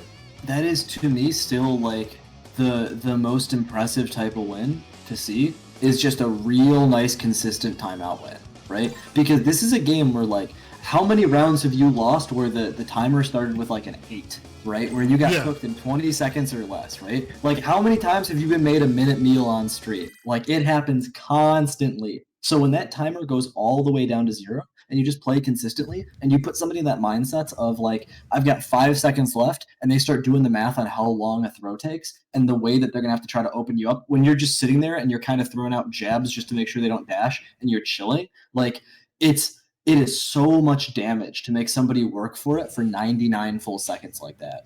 Absolutely. I feel like that is a style of play. I mean, obviously online's a slightly different field. It's very different. But it's you got to learn how to play lane. You got to learn how to be able to run down the clock and make it so like in 20 seconds you reach that 30 seconds or 20 seconds or whatever, you have a game plan ready and loaded to go, especially if you have a character like Sagat, where you're back against the wall, you gotta do something, right? And now we're gonna be seeing some more Sagat. He's using this against Zangief, which is a good matchup for Sagat, but he still has to play perfect, right? Sagat's the type of character where you gotta be on the day every damn day, no matter what matchup it is. It doesn't matter what it is, you gotta be on point all the damn time. Yeah, you're not going to find success guessing into Eve. You got to keep him at arm's length. But don't get me wrong, your fireball is a real threat for him, and it's not fun for Geef to deal with. But if he deals with it well, once, things get scary. And keep in mind, like, we haven't seen it tonight, but like, Random High Fives is a Geef player. Random High Fives is a very knowledgeable Geef player. So like, of all the people that I would be guessing to be guessing well in matches like this, he's up there, right? Just because I think he's not going to fall into situations and fall into the fear in those situations when it's not really there, right? I think he's down to just play solid against Geef, and he's not up to get caught in the smoke and mirrors. Just as you said, man, that B reversal, putting it back to mid screen, and then everything leading to where he can play his game, zoning and keeping Cold Pipe out all damn day. Just as you said, just being able to play this matchup well because he knows the range where he needs to play at, not only as Sagat, but also because he's been playing Geef for however many long. I mean, since Geef came out, right? Geef came out since Geef was on the screen. Yep. Yeah, like he has experience in both sides of this matchup. It's playing out EX though. Man, how many of those have we seen tonight? 4. That's activation to get full damage here. That's gonna stun. Yeah, gonna kill afterwards too. He's gonna get the stun. Walk up, build some meter on it. And that's done. And that's a great thing about that right there. That decision, allowed him to get the stun, get the kill. Even with the scaling, didn't really matter. And also, we were saying before, like, if Sagat messes up, man, it could be a wrap. All it takes is a few decisions to put yourself in a bad situation where it's hard for you to come back. It doesn't matter, sometimes if Geek plays hands or you guess wrong, it's over. Yeah, this is just like, these two characters are both the opposite stories of each other, right? The way that Sagat wants to win a match is just to whittle you down. The way that Geef wants to win a match, we might see right here. Oh, tried the running bear grab again, but didn't get it. Gets a crush, the flex out. Wake up armor, that's... Oh, try to catch a backdash, didn't work out. And you see him just backing away, but man, it don't matter if I'm dashing in the raw style. Oh. Yo, check the red right there. Definitely has the lead, but it's all gone with the B trigger. The other cannon EXDP. I love it. Random high fives. But that's the thing, is like when those things happen, when you see your health just go down like that, it's a panic moment, right? Random high fives, again, he's like, listen, I'm not out of it just yet. If I stay solid, I can make the return and then some, and was able to do so. Takes the first one. Yeah, I mean, 100%. Yeah, panic moment, right? Is if I get grabbed by Geef, I am no random high fives. If I get grabbed by Geef, I'm hitting every button on my stick, and I'm spinning that stick in every direction. But if he gets grabbed by it, he knows where the threat is and how to respond proportionally to it, right? That's a danger. No counter hit right there to get the full combo, and he just goes back to neutral. Back to that like that. Just that standing medium kick range where he can back off, get the DPs, gets the crush too, and that's been buffed this season. The crouching heavy punch is a great button, great arsenal, but running bear grab, blocks, doesn't get the SBD, and he wastes a little bit of that bar, but no big deal. Cold Pipe has to work his way in. How is he going to do that? Without B trigger, one, it's a lot harder. If you lay hands, it's going to hurt. Here we go. This is the start. It's a ton of damage, dog. 2 guesses. Wake up light at the right range, but at that range though, it was not the worst guess, right? You wake up with standing light kick at the reach, he's gonna run into it, and now random high fives on match point. Just like that, too. Like, we've seen a lot of situations Cold Pipe has gotten himself in here, which are like, this is how Geef wins, this is how it turns around, and it kind of hasn't happened. Oh, that was so impressive. Grabbed him through the gap, right? The fireball was still out. Also, you're seeing like Cold Pipe, maybe a little bit late in the game, but just knowing that he has to stay in early in the match, right? And get that point where you have the health lead, they have to come to you, they have to make up the difference to you, but it's not happening. Heavy punch, trying to get the activation going with the dash in, didn't really work out here. Random high fives with the distance, fireball pressure, in the check, in the dash in. I think he caught an EX there too. That bar is gone. Gotta be careful with these buttons because random high fives will DP right there, raw, uncooked, on flavor, random high fives taking over Cold Pipe. That had to be for chip, right? That had to be for chip, but there were still free reversals on the board too. So the fact that hit is like, that is just 100% perfect for random high fives. Like, all right, that's the round for me. I didn't even have to spend it. That's the raw dog stuff, but it's random high fives out here. Random high fives is the raw dog out here as he moves on over Cold Pipe, and we're gonna be moving on to some ads, I believe, if Seth wants to run those. Thank you everybody for watching. Low Kick Street Fighter 5 tournament out here. We got a lot of killers, a lot of great action. Stay with us as we run these ads and see what's up. That's right. We're going to run a quick session of ads. Thank you, everybody, for being part of the stream. And thank you to our lovely commentators, Monty and Zancola. You guys are doing fantastic so far. So I'm just going to come in really quick, run these ads, and I'll be out of your hair for some more top 4 Street Fighter 5 action. So if you like Low Kick Online, if you want to be a part of the competition on another aspect of the games, we do have Grand Blue coming next Tuesday. Or I'm sorry, not Grand Blue, BB Tag. Well, completely not that kind of game. We have BB Tag coming up next Tuesday for Low Kick Online 23, and then later on next week, that's where we have Grand Blue. So for 24, we're gonna have Grand Blue Fantasy versus Soul Calibur 6 and Power Rangers Battle for the Grid, hosted by our lovely partners and the Midwest boys, BDE Gaming. So they're going to take on that part of that stream, and then you can come back here at Seth Mitchell for the Grand Blue Fantasy versus stream. And also shout out to another Midwest tournament organizer and organization, Chicago Tekken, for hosting Chicago Punish number 3. That's going to take place Monday, August 17th. So that's in just 3 days. If you guys want to sign up over there, you can hit the Smash GG for that page. The link, or I'm sorry, the challenge right there. So challenge.com/Chicago Punish 3. There's also a Matcherino page, and then merch over at teespring.com/Chicago-Punish, hosted by Puppy Swarm himself and the rest of the Chicago Tekken crew. So go shout them out. Big hard work from those guys, and we always want to show our support to other Midwest boys. And so in our support, speaking of showing our support, we have Cruise Clash Arena. We are partnering with Cruise TV to bring you guys another set of events coming next not next Saturday. Actually, yeah, it is next Saturday, August 22nd. We're going to be streaming Rollback Galore, Killer Instinct, Power Rangers Battle for the Grid, Skullgirls is coming back after being out of the limelight for a couple of months, and Super Smash Bros. Melee. It's going to be the first time Low Kick has run a Smash bracket in quite some time, but you guys know that the Dolphin emulator, or I'm sorry, Smash Bros. Melee has rollback. So if you guys want to get your Smash action in, or just catch some rollback action, feel free to tune in and sign up over there at SmashGG/Cruise Clash Arena. That's going to do it for the ads this week.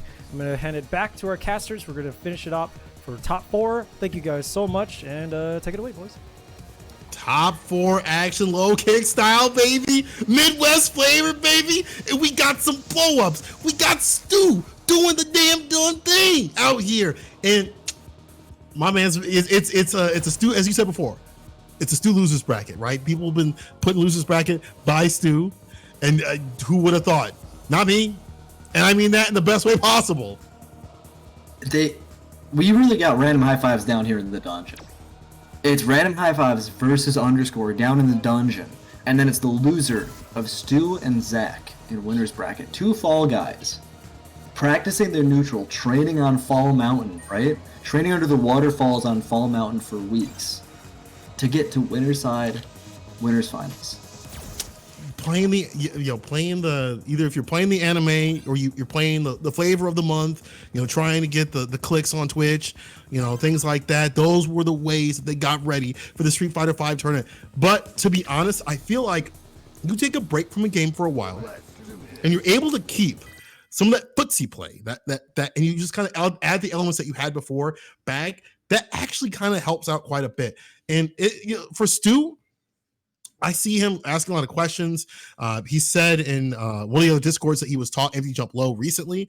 And if you're not looking, I also feel like if other people aren't looking out for that kind of thing, for like players like Stu who are evolving, who are getting better, you're not like prepared for those kinds of things, and you're making too many reads like, oh, I'm not saying people thought Stu was going to be free, but I'm sure they were like, oh, this will be a fun match or whatever. Stu is going to care, but Stu is like, he grinding, he's playing his heart out, and he's definitely putting the work in. You gotta respect the dog. And speaking of respect, ain't gonna be none here. It's gonna be G up on the deck, and if I'm sacking the box, like I don't think this is a bad pick, right? G shuts down a lot of what Cody wants to do. You can't really play the neutral game, in full because you can't throw out the fireballs. The approach is hard and difficult with the fireball. He gets to, unless you don't have the meter, he gets to kind of just build up that level for free, right? You and I took opposite reactions to G's face on the screen. You got excited. I put my head in my hands, man. I knew he was a Colleen boy. You don't want to see that, right? As a Colleen boy, you don't want to see this. See, it's the negative from not seeing the Colleen, and it's the double negative from seeing the G, and that does not make a positive in Street Fighter V. Hey man, but this is the thing, like first to 3, you can switch off if you need to. If it becomes dicey, let's see if he can actually rob him though. I'm trying to see what's gonna happen here. You see the activation, not a point just yet. Yeah, okay, here we go. Nice. That fan like kick buffer is so strong. We do have V trigger, so at any moment the X Rush punch can come out, but he might not get the chance to. One more guess. A throw does it. Ooh, stand heavy catches it. Kick. Man, That's the thing about G though. But I'm people hate to hear it, right? They hate to hear it. But if you're putting your back as G, you can't get the momentum going, and someone keeps you locked down with the pressure. It's difficult, right? And if you don't have the light buffers on the deck, on the other hand, you're not landing what you need to be landing. This character just gets pieced up. He doesn't have reversals, doesn't have movement. He's only got a 4 frame, so you're holding all this pressure. If you can maintain, if you can control G's health in such a way that you kill him when V-Trigger has yet to be activated, that puts you in a huge position to spend. Massively. Nice jump on the command grab. Really good read by Zach right there. Gonna pay out dividends. Oh, didn't even get me dial it out. Still had enough time to throw? Back throw flavor? Are you kidding me? Gee. Brutal drops right there from both of them. Didn't veer us at the right time. Still got the crouching medium kick to finish things off. Zach in the box, catching the incoming right there. If I'm Stu, I need to be hanging back. Mid screen's fine, right? Build the bar up, hang back mid screen. You don't have to deal with throwing out the fireballs, but you can throw out the crush counter buttons until he proves that he can whip punish you, right? We haven't seen too many light buffers come out from Zach in the box round start, but now he's going with the EX. Great tag. Nice anti-air. Oh, looking for off the light. See, I'm seeing not the confirms that we need from the, from G. You see the light confirm the blight buffer into EX into you're in the corner, you're guessing for your life. It's not happening here.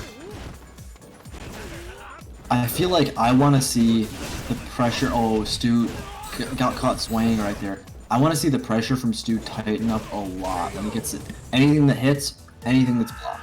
If he gets an EX on hit, an EX zonk, I want to see that pressure tight, and I want to see that pressure consistent. Because what Zach has been doing, what Zach is going to continue doing until he is taught or shown not to do against Stu, right? It's going to work out consistently until you tell him, you can't do this against me, is delayed jab. He waits a little bit, he throws the jab out. The jab connects. You know what happens when G hits a light and he's got meter, right? You go coast to coast. You get hit with the EX upper, and you go straight to jab. It's not a fun. Do not pass go. You gotta have those buffers on deck all the damn time, or else you see what's happening right now. The stun super high. There's the crush. Caught him pressing buttons here. Nice buffer, but maybe into the EX or into the low would have been a little bit better instead of a fireball, because now you're still stuck in the corner. You still want the positioning. You still want the things that G is known for, to be able to get the lights and the confirms. Here we go, counter hit. You need to activate soon though. You gotta do it soon. Don't let Stu get his going. EX. I just said, don't let Stu get his going. Oh, he waited a little too long here. The jab, again, no confirm off those jabs. No activation just yet. Nice, he still got a gas. Oh, this is bad, gets EX. Stu could have killed off that crouching meter kick, into the pipe though. Oh, you're trying to sway? No go, man. No lean back with it, man. Fat Joe outdated, dog. Zach putting another one on the board. See, but that's smart, right? You're Zach.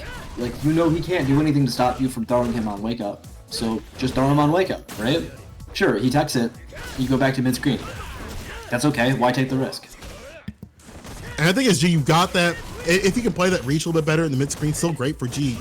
Obviously the crush kind of buttons can come out from Stu, but if you just hang back a little bit with punish those, then you can't use those buttons. You're shutting down his options one by one. But one thing that's getting shut down is, Zach, is he had to spend meter for V reversal. That's a bad sign. When you're G, you have the V reversal, that's a bad sign, dog.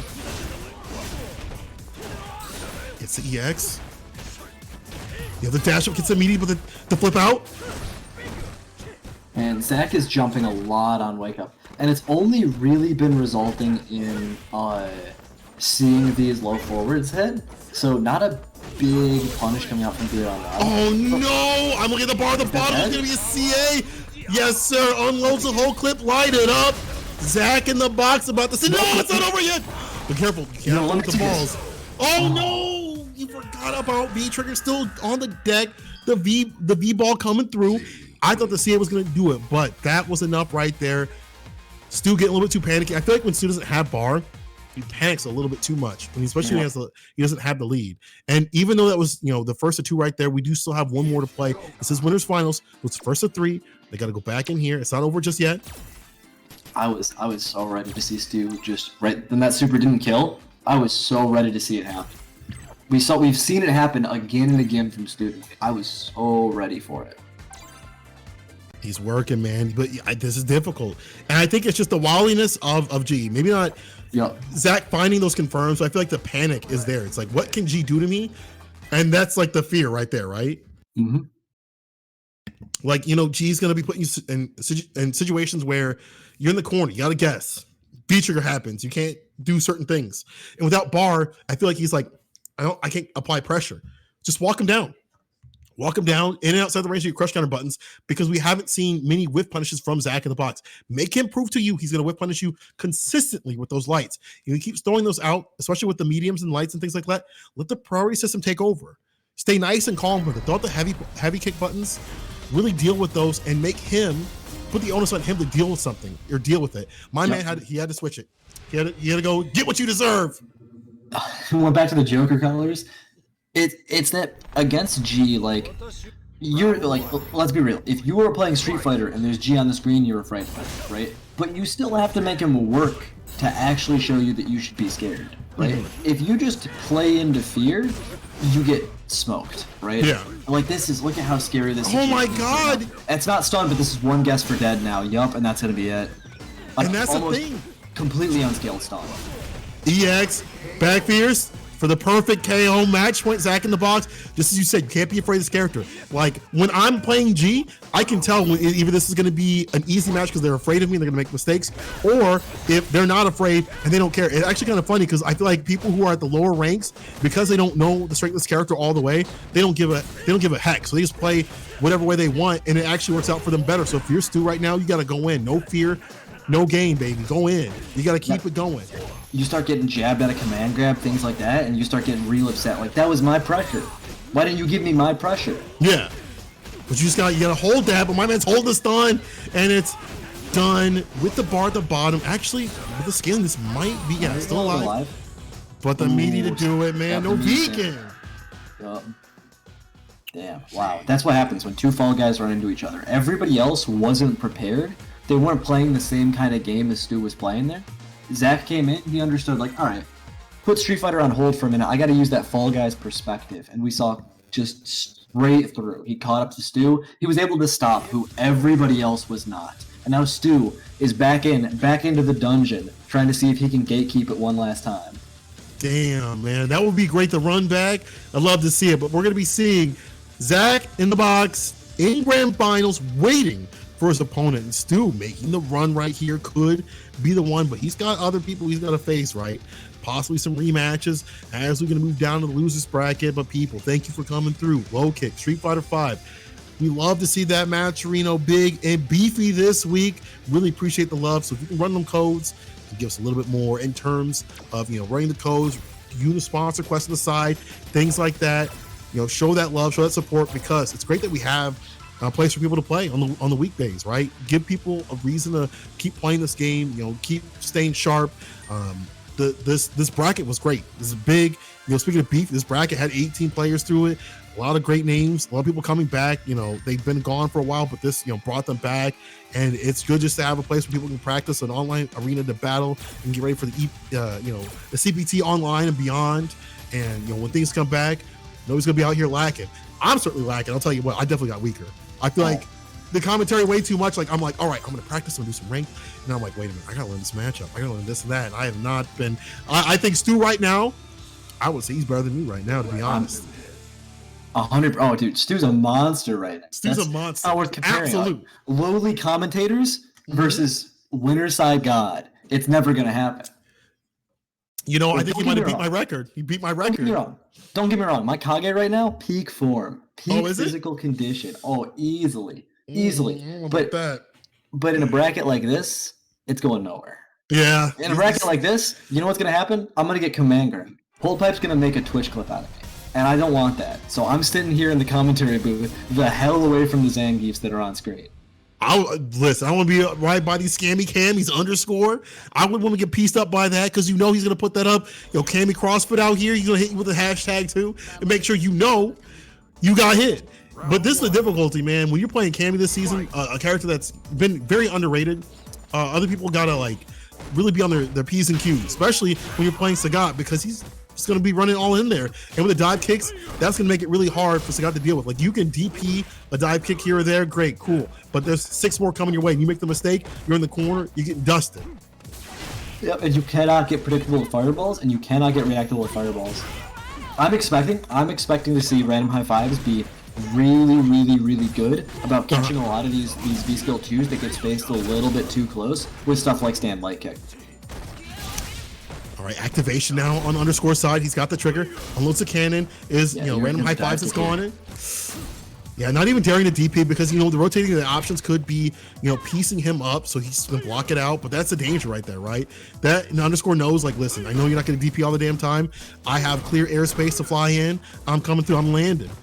See the jump ins right there. Just random high fives, just not even daring to just do any DPs. Yeah. What a detriment, too. On it. Hold these plus frames, dog. I bet you he's just, when that V trigger one's up, he's just chilling because he doesn't want to do it a moment late, have something like that happen, right? You get caught buffering a DP by a move like a dive kick like that, and you get a down forward input or you get a forward input, and you just get hit. Mm-hmm. It's like the reward that you don't get, like you don't really send them full screen with the DPs or things like that. So like, listen, look at where he's at. You're still too close to them. There's no spacing, so you get to run any kind of fireball game or set up your fireball traps. So you get it like a second to breathe. They just jump right back in, just as I said. They just jump right back in. You ask Sagat players, how do I beat Sagat? The first thing they'll tell you, just jump, dog, just jump. And it's working out right here, especially with this character right here. We said before, rotating the options. Random high fives has to look out for 5 different things. And, he's not even daring to even check him outside the sky's falling. If he's coming through.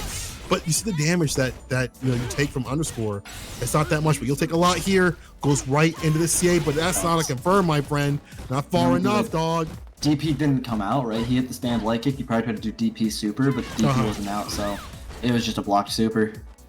Which, like, the meter disadvantage is brutal. If you go to round 3 here, it's not that bad, but now you're playing out the rest of the round where any touch goes into super from Cammy. That could have been it right there, right? Ooh, nice cross cut. Gets corner control back, and a forward throw to end it.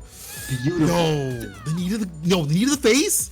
And I love how random high fives stay composed, because we were talking about how difficult that was, but he was like, listen, it's no big deal. I've been here before. Nice crush, gets a DP ender right there, gets a distance, checking him coming in. I do like that, staying light kick to kind of check some of the dashes, sort of implement that in his game plan, but there we go. We said that before. Beautiful, right? That you whiff the light dive kick, goes straight down instead of out a little bit. DP whiffs, full punish. Too strong. Spiral arrow, back throw. Super on deck, and it can be any touch. That's disgusting. Underscore trying to find it, and now it's a chip and dip situation. I mean, you obviously have to. Never mind. It don't matter. Just a heavy punch to do it right there. Underscore takes the first one. It's a first of 2 people. So if you're random high fives, to me, out of the characters that you have, the switch is to Honda. It's got to go to Honda right now. If you're going to do something, do the Honda.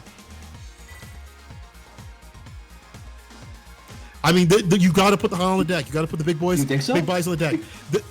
I personally think, I don't know if Honda beats Cammy in full, but the options that you have as Honda, they're better off than Sagat. So I don't disagree. Because I feel like you see the damage from Honda and the simplicity are really strong, but Honda versus jumps is scary. If you're not holding charge, that's a struggle. Nice. Yeah, got a little bit of a cross up there. Didn't bite too hard early and go into the DP. Not that we saw that tonight or anything, but it can happen. Yeah, it could happen. V-skill coming through, nice. Catch him with the counter hit. One throw. Delays, but here we go. Yep, gives the corner back. Punch. Yeah, we're back to mid-screen. Cody's plus frames, view reversal, good option. Put back in the corner.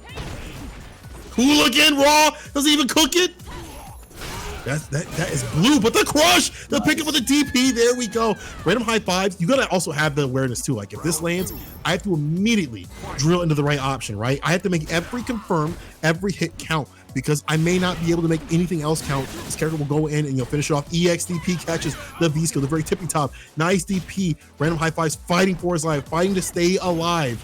Underscore, on the other hand, can trump the heat. And also, here's the other, we talked about this before. Gear 2, underscore, goes and plays the lane game, stays mid-range, and makes random high fives sweat a little bit. Makes him whip so many things that he just starts the game plan. Like right here, EX. He tried it with Stand Strong. He tried it, but it was just a little bit hard. You gotta have that lapped out. Like, that's difficult too. The spacings that, underscore plays at, it's so hard to, like, consistently punish that. Yep. Random high fives is playing. Oh, I shouldn't have said anything. He got caught by a jump in right as I started saying it. But that CA's right there. That heavy punch you were talking about, that could come out at any point. It can come out at any moment, any touch. Oh, but it could just knock him out. One hit here, one decent hit here from Cammy, and it's lights out. Let me see it. Oh, no, on the other side, EX. Underscore match point. And that's the thing where I feel like random high fives got a little bit too linear, looking for an opening for the CA, and Underscore was like, cool, I'm gonna play my game because you've slimmed down to only a couple options to work around. I get to work around all these. Obviously I have to worry about this, but listen, I get to cycle through all my different options, and I know that you know what you're going for, and I'll play around that. No big deal. Underscore match point, random high fives, gotta do something soon. There's no TPs in the deck, so Underscore getting the throw game, gets the light, but no conversion. And this is the difficulty we said before. You got to start getting all the conversions that you can, especially when you're fighting a matchup like this where it's all Cammy and you cannot be lacking in these streets and not get the DP. That type of damage on the board, not fun. And Cammy is 100% down to just kill you slowly, bit by bit, when you're in the corner here. And build that bar up. When you have the V trigger, you don't have to spend any of that bar because you can just use it for the CA confirm. This won't kill. We'll set a bad situation. We still got guesses. Back throw kills. Oh, he tried it. Good. Did not reach. Underscore still alive. Or I'm sorry, random high five still alive. Activation. Random high five's gotta do something big to stay alive. And this will do it right here. The Kara DP. Kara super. It don't matter. Able to land it and even things out, but at the precipice though. And that was a close one.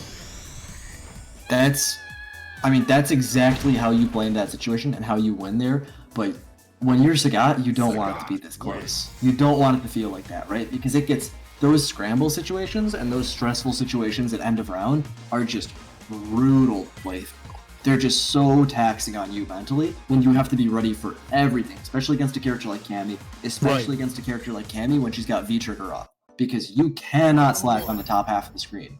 And Cammy, if you slack on the top half of the screen, is going to take the whole set from you just like that. You have to play so much to the person as well, and their options like even more so. And there's so many ways that they can bypass that, or cause you to be stressed, cause you to rotate to 7 different game plans where they could just access 3 or 4. And that's just the issue of when you fight a bad matchup. It's just how it goes sometimes. And if we're random high fives, you have to work even harder now because you don't have the lead. And Underscore has all this room to play, but he's running into the medium kicks. And the V reversal going to put some great life on the board. The chip away with the fireball too. Here's the thing I love about random high fives Sagat. He almost always picks V-Trigger 1, and he is as content to use V-Trigger 1 and to put that big damage out as he is content to just have 3 V reversals or even 4 V reversals and just use that as a defensive tool, which 100% makes sense with the type of character Sagat is, right? There's no reason you don't need to make a crazy comeback. You don't need to leverage that V-Trigger and get big damage on the screen. It's nice, but if you can hold somebody at arm's length, that's a successful position. And random high fives is not finding the ability to hold Underscore at arm's length on these jump ins. These dive kicks are eating him alive. I mean, that's a tale of the tapes right now, man. The dive kicks coming through, and it's hard for random high fives to say, I'm going to DP this, because you eat the crush, you're giving them bar, you're giving them damage in the corner push and things like that, even if it's a raw jump. And man, that was a raw DP, and unfortunately did not land. Random high fives taking advantage, getting the crush, and at least, one thing that Sagat does have is the damage. You saw that right there. Absolutely, and he had super on deck as well. Didn't want to spend it and take the meter disadvantage in round 2, but still, there was still access to another stack of damage behind that. That's easier said than done to deal with. Pressure in the corner here, just the stand medium kick in the low forward, coming out constantly from Cammy. At least he's out, and he got the health lead, didn't get a counter hit, but just also the sequence. Ooh, that's what happened. Right through the DP. That's how it goes. We were talking about this before. You can say whatever you want about Underscore spiral arrows. That's that. You can say whatever you want about their spiral arrows. He's done only 2 on stream today, and both of them have hit. And that one was a big hit, right? That got him out of the corner. It got him a little bit of follow-up damage. It set up the kill with the super. Massive, dog. And, talking about that before, when they do the V-Trigger activation and they're able to land the dive kicks, they get to save the bar. They don't need to use the EX, right? They land their confirms, they side switch, and they can find the last of it and save that bar for the finish. And that's what happened with Underscore as he takes it 2-1 over random high fives and moves on in the bracket. Random high fives is out of there.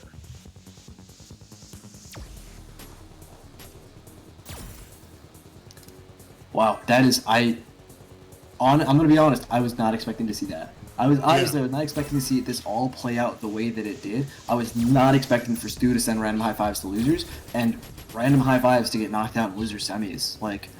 Random high fives is such an exceptional player, such a smart player, but sometimes, I mean, sometimes with Sagat, you get ran over. You lack just a little bit in the few places it matters with that character out of like a million different places for you to watch at once, and you just get cooked. It's just how it be with that character, just as you said before, man. But that's the thing about Sagat, is like he doesn't have that comeback factor, or like he has the damage, but again, it's hard to land that stuff. And you know what? Speaking of things that are going to be difficult, going to be hard. It's going to be very hard for Stu to deal with random high fives. I'm sorry, underscore, because underscore is the type to frustrate you, right? In the neutral, he's got a frustrating character. Stu using this character, and this is a I would say a matchup where Cody players kind of feel comfortable. They have the V skill 1 to deal with the jump ins and things like that, but she still has a great ground game, and the frustration factor that underscore has can frustrate someone like Stu. The way that Stu likes to play, where he likes to keep it nice and solid and positive, on his side, when things kind of start snowballing in someone else's direction, I feel like that's one area that he kind of lacks in. He's gotten a lot better in, but it's one thing that we've seen kind of break down earlier when he fought, Zach in the box, where he was like, man, G's gonna run his game plan. What can I do? And I don't have these options. And that may come into play now. So if I'm Stu, I'm like, I gotta keep it chill, big chilling out here, keep it solid, and stay positive. I like this. Put the Seth colors on. Respect for the fallen brother. The fallen Cody brother, yeah, 100%. The one that he took out? Oh, there we go, the V skill. 2 V skills already. Great call out, just immediately seeing it. Ooh, no punish though, that's big. Plus frames. Holds him down. That's what I like. You start with EX Zonk, you get those plus frames, and you just stay real clean, real consistent. Don't try anything fancy, it's the start of the setup. Underscore recognizing what Stu wants to do right off the bat. You saw him just wait and bait. That B skill goes in for the dive kick, but the B skill comes out again. Stu's looking for the activation. Didn't happen. We both knew it though. We both looking for that EX Zonk or something. Yeah, for the fireball. Kick, EX Zonk. Didn't happen. There's a full jump in right here. But the wake up don't matter. Gets the EX. The DP right here. Dive kick. On the other side. I feel like that round was data, a data gathering one for underscore. You see how he's active, like how he's so active right now. So if you're Stu, you gotta switch things up real quick. Hit him with the flip mode. The flip on the other side with the hooligan with the EX. Corner push with the EXDP. You try to go for the command grab. The pacing's too much for Stu. He's gotta slow underscore down. He's gotta start putting himself in bad situations. And maybe start, I would honestly think maybe being like mid-range might be a little bit better to either catch the dash-ins, to deal with underscore's approach from the air, because when he was there, he was able to do the V skill a little bit easier, and stay chill, stay solid. But man, I don't know, it's looking long. Yeah, you gotta be in a position where you can react to those jumps, because if you can't do that against Cammy, you're gonna get cooked. Caught him on the shimmy there. Nice pressure here, just slow and consistent. Stand heavy kicks doing the work for Stu. Oh, got crossed up though. Sorry, the activation makes that not that scary. EX Zonk, that was a charged up one, so extra plus. I love the double dashing right there. Underscore's just positioning is so constant with this character, like making sure he's always in the right position. And maybe not always going for a cross cut, but knowing I got the walk speed, V reversal gets baited, punished. That's so terrible, because you want to do that, right, as a defensive thing to get out of the situation, but you got to hold that. The man's going to hold this unfortunate drop right there, takes him to the corner, like this backs away, gets a crush. That's where you want to be. Oh, man. Come on, Stu, let me see a nice. Yo, Stu, let's go. We're fishing for activation, 100%. You take that hit, totally cool with that. Free damage, I'm in for it. And that's also only if you're underscore, you gotta recognize like he's the type of player that he knows the routes that he wants to go with activation. He's gonna focus on that. So if you're underscore, you gotta be looking out for that. Have your eyes open. V reversal, we out of there, back to mid screen. It's such a weird interaction, but you know what? You'll take that. V reversal gonna build up, or sorry, V still gonna build a little bit of that bar. Neutral jump gets blown up. Bait, punish, crush. Oh, that's terrible. The counter hit, but didn't dial it out. Yeah, it happened far. Got that crush kind of real far, so he just took the spiral arrow instead of trying to get the forward heavy kick. This is big damage. Not dead, not dead. He's dead now though, right? Didn't even spend 3 bars for it. EXDP closes it out. Staying optimal is super important. You see underscore, only spinning 1 bar and now going into this next one with full bar. So your game plan is cameos. You can build the bar up for V trigger, hold down plus frames, and then spin it for the C8 for the finish. May not even need it right now. Stu is bleeding right here. And this is the game that, you know, we wanted to see before, the Gear 2 from Underscore, the lane play, you know, like not going in too much and then, you know, upping the pace when he needs to, and then keeping that pressure on instead of just going at 10 the entire time, just ramping it up. And it's so hard for Stu to deal anything. B-skill for a B-skill, dog. Mine wins out. Switch Underscore. Up. That must have just gotten out of the way of the Cody V-skill. I like it. That's the only way that I can imagine that worked, is that Cody V-skill's got that hitbox on one side and then the other. It's got to have just, the reverse hitbox on it had to have just been slow enough that Cammy got all the way out of the way of it and got a full punish on it. Round 1. Fight.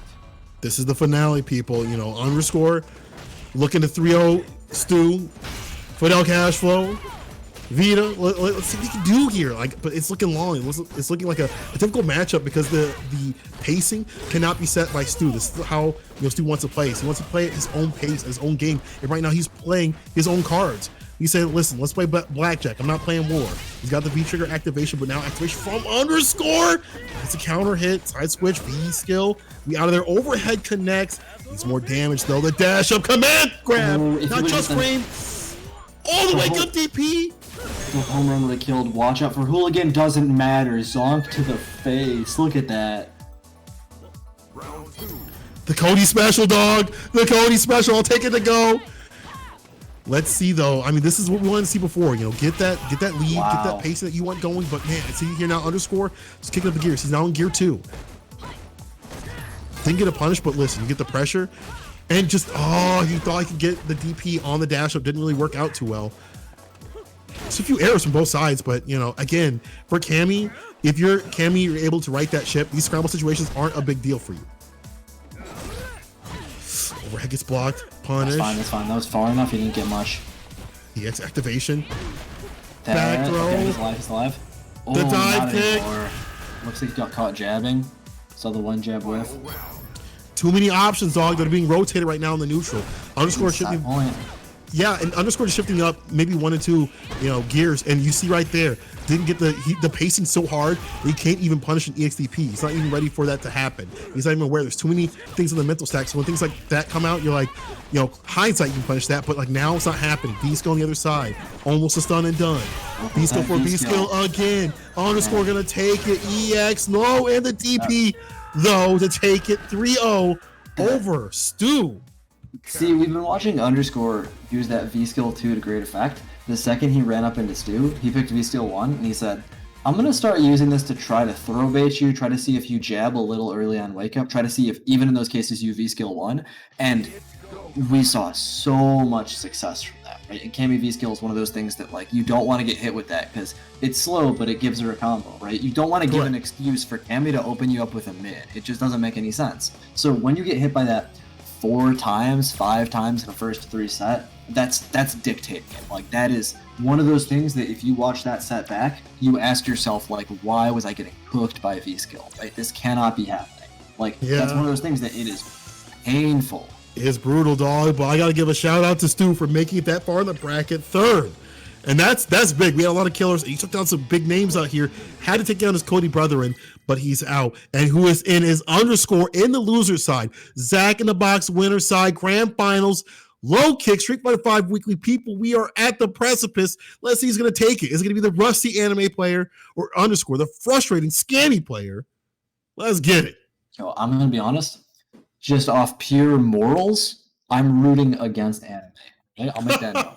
Pure morals. You're rooting against the anime?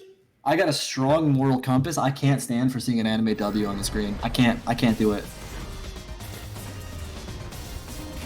Hey man, it might be that way. You might not have a choice. It's going to the bait. Actually, let me hit me with some knowledge here, because we already said these two play, right? Yep. Zach in the box had B Underscore. In general, though, what did Underscore need to do better in this match against Colleen?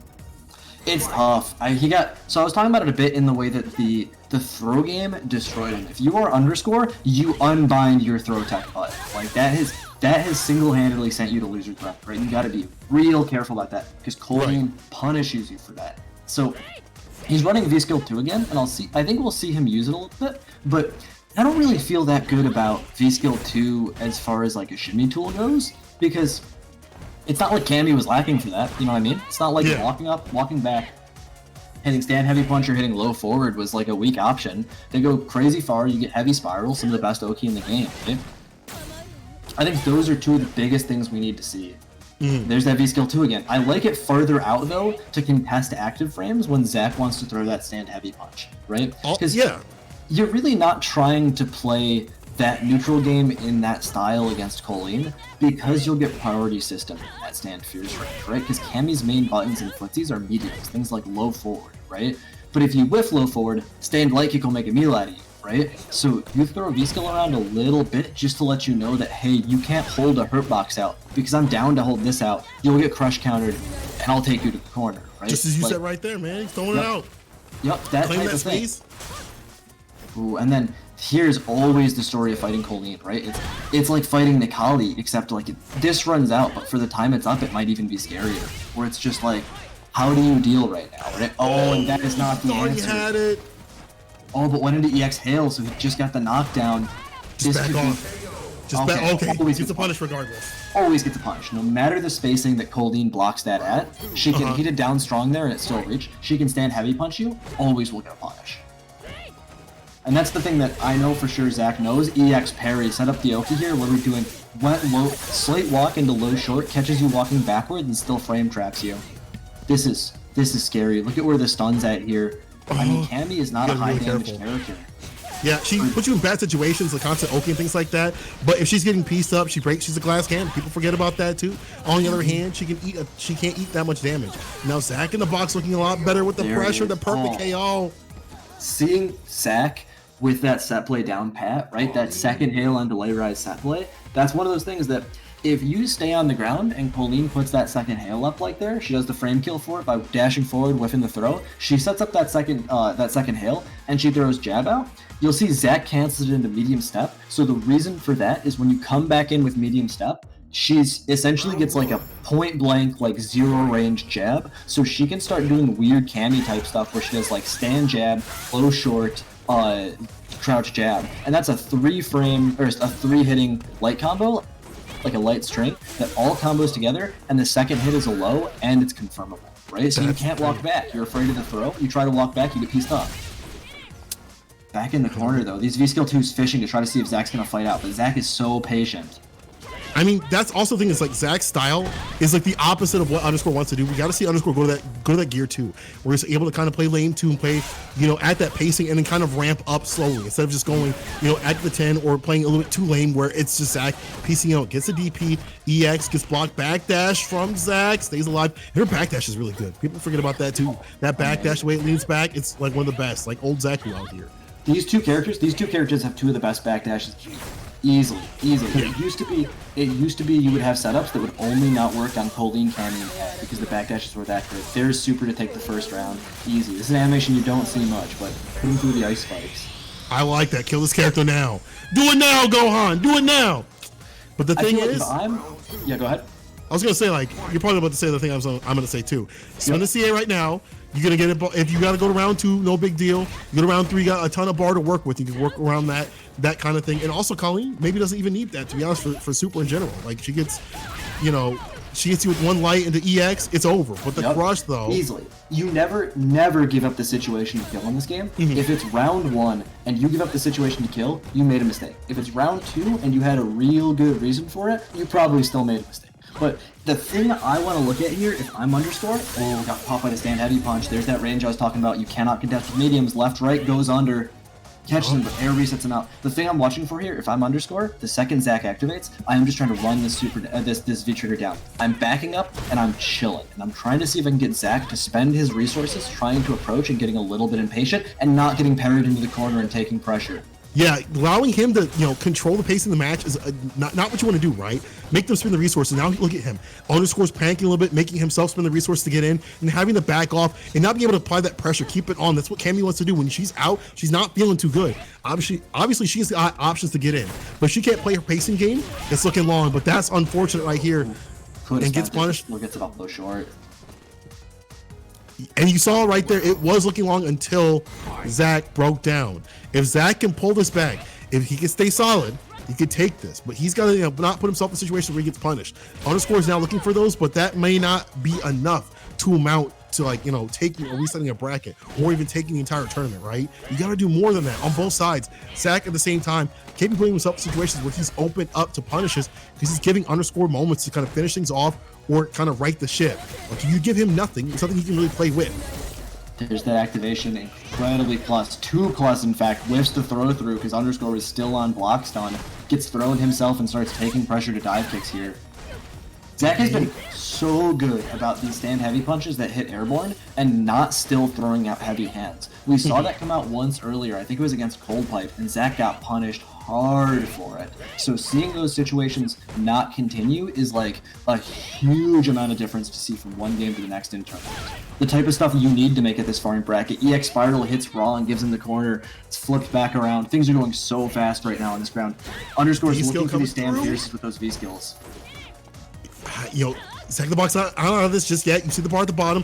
Even without trigger, this character can do a ton of damage. Just gotta find it off the lights. The counter hit right there didn't confirm anything. He's just checking in the neutral. But you gotta do something quick, soon, and fast. 22 seconds on the clock.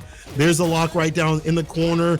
Underscore gets caught back dashing. Here's the EX. We're gonna put a lot of damage on the table here if Zach takes it. Mixes him up, tried to go. Oh, on the other side with the hooligan, dog. So Zach played into right there. What Zach played into was, he said, I could deal damage, and that's good and all. Or, I can try to reset you, and if Underscore had throw teched, or if Underscore had gone and Underscore had gotten caught hitting a button, he would have died. No doubts about it, right? So the right answer there for Underscore is just to chill. You saw him actually wake up with that low forward because he was straight up calling out like, you're trying to give me a 50-50, but this is weighted. I know you want to shimmy, right? So I'm going to try to catch you walking away from it. Let's see who's been making the adjustments here. It's been a back and forth, right? The B skill finally lands. On the other side, the meaty stuff, I feel like the timing with that was absolutely perfect. Saw the meaty come out, no vegan. Dive kick lands, and we're just stunned. Pushing to the corner to try to get things done. Back strong combo, EXDP, yup. Sean caught him shimmying. Oh, this is brutal. Yeah, you can't press anything. That's a trap right there. Beast go at that distance. You try to press something. I got something locked and loaded for you, ready to go. Underscore takes that round in a commanding fashion. And I think now he's got a little bit more of a download of what Zach in the Box wants to do, but he's got to be solid, right? You can play that kind of game where you kind of go wild, not mild, and you got the spacing and everything. But this minute that they put the lame stuff on you can't reach and you kind of overextend, that's when you start getting pieced up. You gotta reel it back. That's gear 2, right? Gear 1, gear 2, gear 1, gear 2. Shifting it to stay solid. But Zach in the box with the corner pressure right here. This is where you cannot be lacking. You can't be messing up. Catches the B reversal. What a call out. Zach in the box. Definitely aware. Tried to get the EX parry. Didn't work. There's a crouching medium kick. Back to the corner is Underscore. But feature locked and loaded on Zach. You got half that feature around Colian. You still have 2 slides to watch out for if he does them quick. You got 1 slide if he does them slow. Yep, there's one. There's the other one. Oh, gets thrown out of it. Doesn't hit a button to cancel it. Has super on deck. Any hit right here. Oh, right there. The dive kick to do it. EX. And you see Underscore. He's like, I know that you want to play this lame game. I got caught and I don't want to overextend. I'm going to wait for the right moment. I'm a sniper in a bush and I'm going to take my shot when I need to. Underscore putting 2 and about to put us on the reset. Zach in the box got to figure out some way of keeping up with the gears, putting himself on the other hand on the gear 1, gear 2 kind of thing, right? Because I feel like it's just you're not able to keep pace sometimes with Underscore, and you're just gonna let him run the game like that. Like it's and you're waiting for the mistakes and they're not coming. Like it's like, damn, what can I do? I think Zach's got to honestly back up 6 feet, social distance away from Cammy here. Take a breath and just play compact. Like, just chill. You cannot be getting hit by things like this. The spiral arrows, the V-skill 2s, you have to just be chilling, right? You have to just be chilling, responding. Great punish on Colian's sweep. It was blocked at max range, so he punished it with spiral arrow. And you see that, Zach didn't activate. Like, I'm seeing Zach break down a little bit. Back throw to finish right here. We are at reset point Underscore. My man's like, listen, you should have played this game a little bit more, dog. Knock off that rust a little bit more, dog, because Underscore, you see the spacing with the V-skill becoming a little bit more, integral into the game plan. And now the hooligans are coming out. I feel like Underscore is getting super comfortable in this match. I feel like if it was a straight first to 3, we might be seeing some faster acclamations. But having the reset is actually, to me, giving underscore a little bit more power. You think it'd be giving power to the winner, the person on the winner side, but it's giving underscore saying, listen, I have more time to acclimate this person who's rusty, who is trying to run a certain way. I can get back into gear 1 and 2 even more comfortably. I can figure this out. The bait, the punish, the done, into the CA. Reset point, people. Underscore with the finish. Honestly, on Zach, unless Zach sits back, takes a deep breath, gets some good thinking about this set, and comes back around, starts playing a little bit more compact, getting hit by less of these spiral arrows, getting hit by less of these V-skills, and handling these dive kicks, this is a scary spot for him. This is a real scary spot for him. And the question is he going to go right back into it? Or is he going to take a moment to break? He's going to take a moment to break. Maybe we'll see a character switch. I think I'd be surprised. Because, I mean, these guys used to play all the time. Like, these guys are not unfamiliar with each other. This Pauline pick into the Cami here is tried and true for Zach. Like, this has worked for him plenty before in bracket. I don't feel like this is the spot to switch to G, right? And I don't feel like it's a smart idea to switch to G into Cami here. Yeah, I mean, that character gets absolutely mauled. That's one of the characters where, you know, especially 801 Strider and a few other G players are like, the Cami pick, one of the few characters where you, as G, you lose at the character select screen. That character just runs the game plan, the aerial approach is too hard to deal with, and you have to kind of focus on V-reversaling. And if you V-reversal as G, you lose that G factor, the X factor, dog. You lose what makes G so powerful. So it's not. I feel like it's not a character pick that has to change. It has to be Zach, his mentality, his spacing, and not falling for the V skill baits, not falling for the constant pressure of underscore, and kind of setting his own gears into play. We've only seen gear 1 from Zach. I need to see gear 2 because we're seeing the shift back and forth from underscore. He's already going back and forth. My man's on all these cylinders. It feels like Zach is just on one, and it's not enough to keep up with someone like underscore. Mm-hmm. He's getting passed at every single turn right now. The pace is just not at all in Zach's favor. Like I said, the word of the set here is compact. I need to see Zach throwing stuff like stand light kick out to stop approaches, but still being ready for those jumps. I want to see neutral jump, medium kick. I want to see these neutral jump, medium kick to cover all that space in the air so that if underscore tries to do these dive kicks or tries to do these jump shenanigans, like maybe you don't get parry. That's okay. We'll live with that, right? I would rather not get parry than have parry get beaten out, right? Mm-hmm. Any day of the week. Good news though, Zach's got the best Colleen costume here. The scarf costume, easy. Little bit weebish, you know, the scarf around the neck right there. That's a little bit weebish. I don't know, man. To me, it just reminds me of some animes out here. But we are animated in the Super Grand Finals 2, people. This is the reset between the two. Underscore has reset the bracket and dragged Zach in the box down the dungeon. The normie dungeon. No anime here. No pillows to save you, my friend. Yeah, dog. We'll do waifu pillows up top. Sorry, waifu's here, dog. All about the 3D out here. Good blocks from underscore, just walking back, and that's the thing about Colleen, when she doesn't have trigger, you don't really have to worry about the crouching medium kick, the walk back, so you can walk back out of that pressure a little bit and not have to worry about too much. Underscore willing to do that, the trade, no big deal, still about mid-screen. Here we go. But the second she has the trigger up, that happens, and this gun comes right on screen. Still taking that hands pressure. After you get the X hands, you do that slide into sweep hands there. Still taking the hands pressure, so underscore just backtacks and gets out of it completely. That's true, and now back to mid-screen, the dash up with the V trigger. I feel like Zach also, his usage of trigger, it's probably because of the rust, but it's just hasn't been super dominating in these matches. That's an element of this game that you have to have locked down, is the V trigger system, and I feel like it runs out so many times before it gets going, and underscore with the pokes just keeping him out all damn day, and there's not much he's really doing with it. Character like Colleen, you can't throw that around. You have to do that. Oh, nice stand, heavy punch. This will flip the life back around, and there's not a lot of time left on the clock. You have to keep nice. This should be dead with the air throw here. Arm breaker. That V trigger up and ready. Colleen's V trigger lasts for almost 60 seconds. That's a ridiculous amount of time. You can make rice in that time. That's how ridiculous it is. And put that in the microwave. You cannot throw things out around like that. Like right there, wakes up with jab. This is the reversal of pressure right there off of the missed spiral arrow from V-Skill 2 was huge. We were back in mid-screen. Back throw. Activation of the crouching medium kick. Just backs away. And now, again, now this is the moment where you can really work around the V skill and kind of apply your pressure when you got trigger. Maybe your gears should be centered around the trigger and around what you want to do. But if you've been rusty, it's hard to get that going. Underscore trying to finish things off, spiral arrow on either side, but the punch, just as you said, easy peasy out here with it. And the corner carry on the parabellum and the crush, the follow up. Zack in the box looking clean right now. Just needs one more hit to do it for this done. Square able to activate, neutral jump gets blown up. Oh my god, it's a chip on tip situation. Interrupts, doesn't even need to spin the bar to do it. And that's risky for Underscore. That's risky, but he's able to stay solid, stay alive, and say, I'm gonna go in the next round with all this bar and possibly take the first one. And to me, that's a momentum setter right there, right? We see both of them shift back and forth, and you don't want to have Underscore take one, because that's 2 and that's 3, and it's over.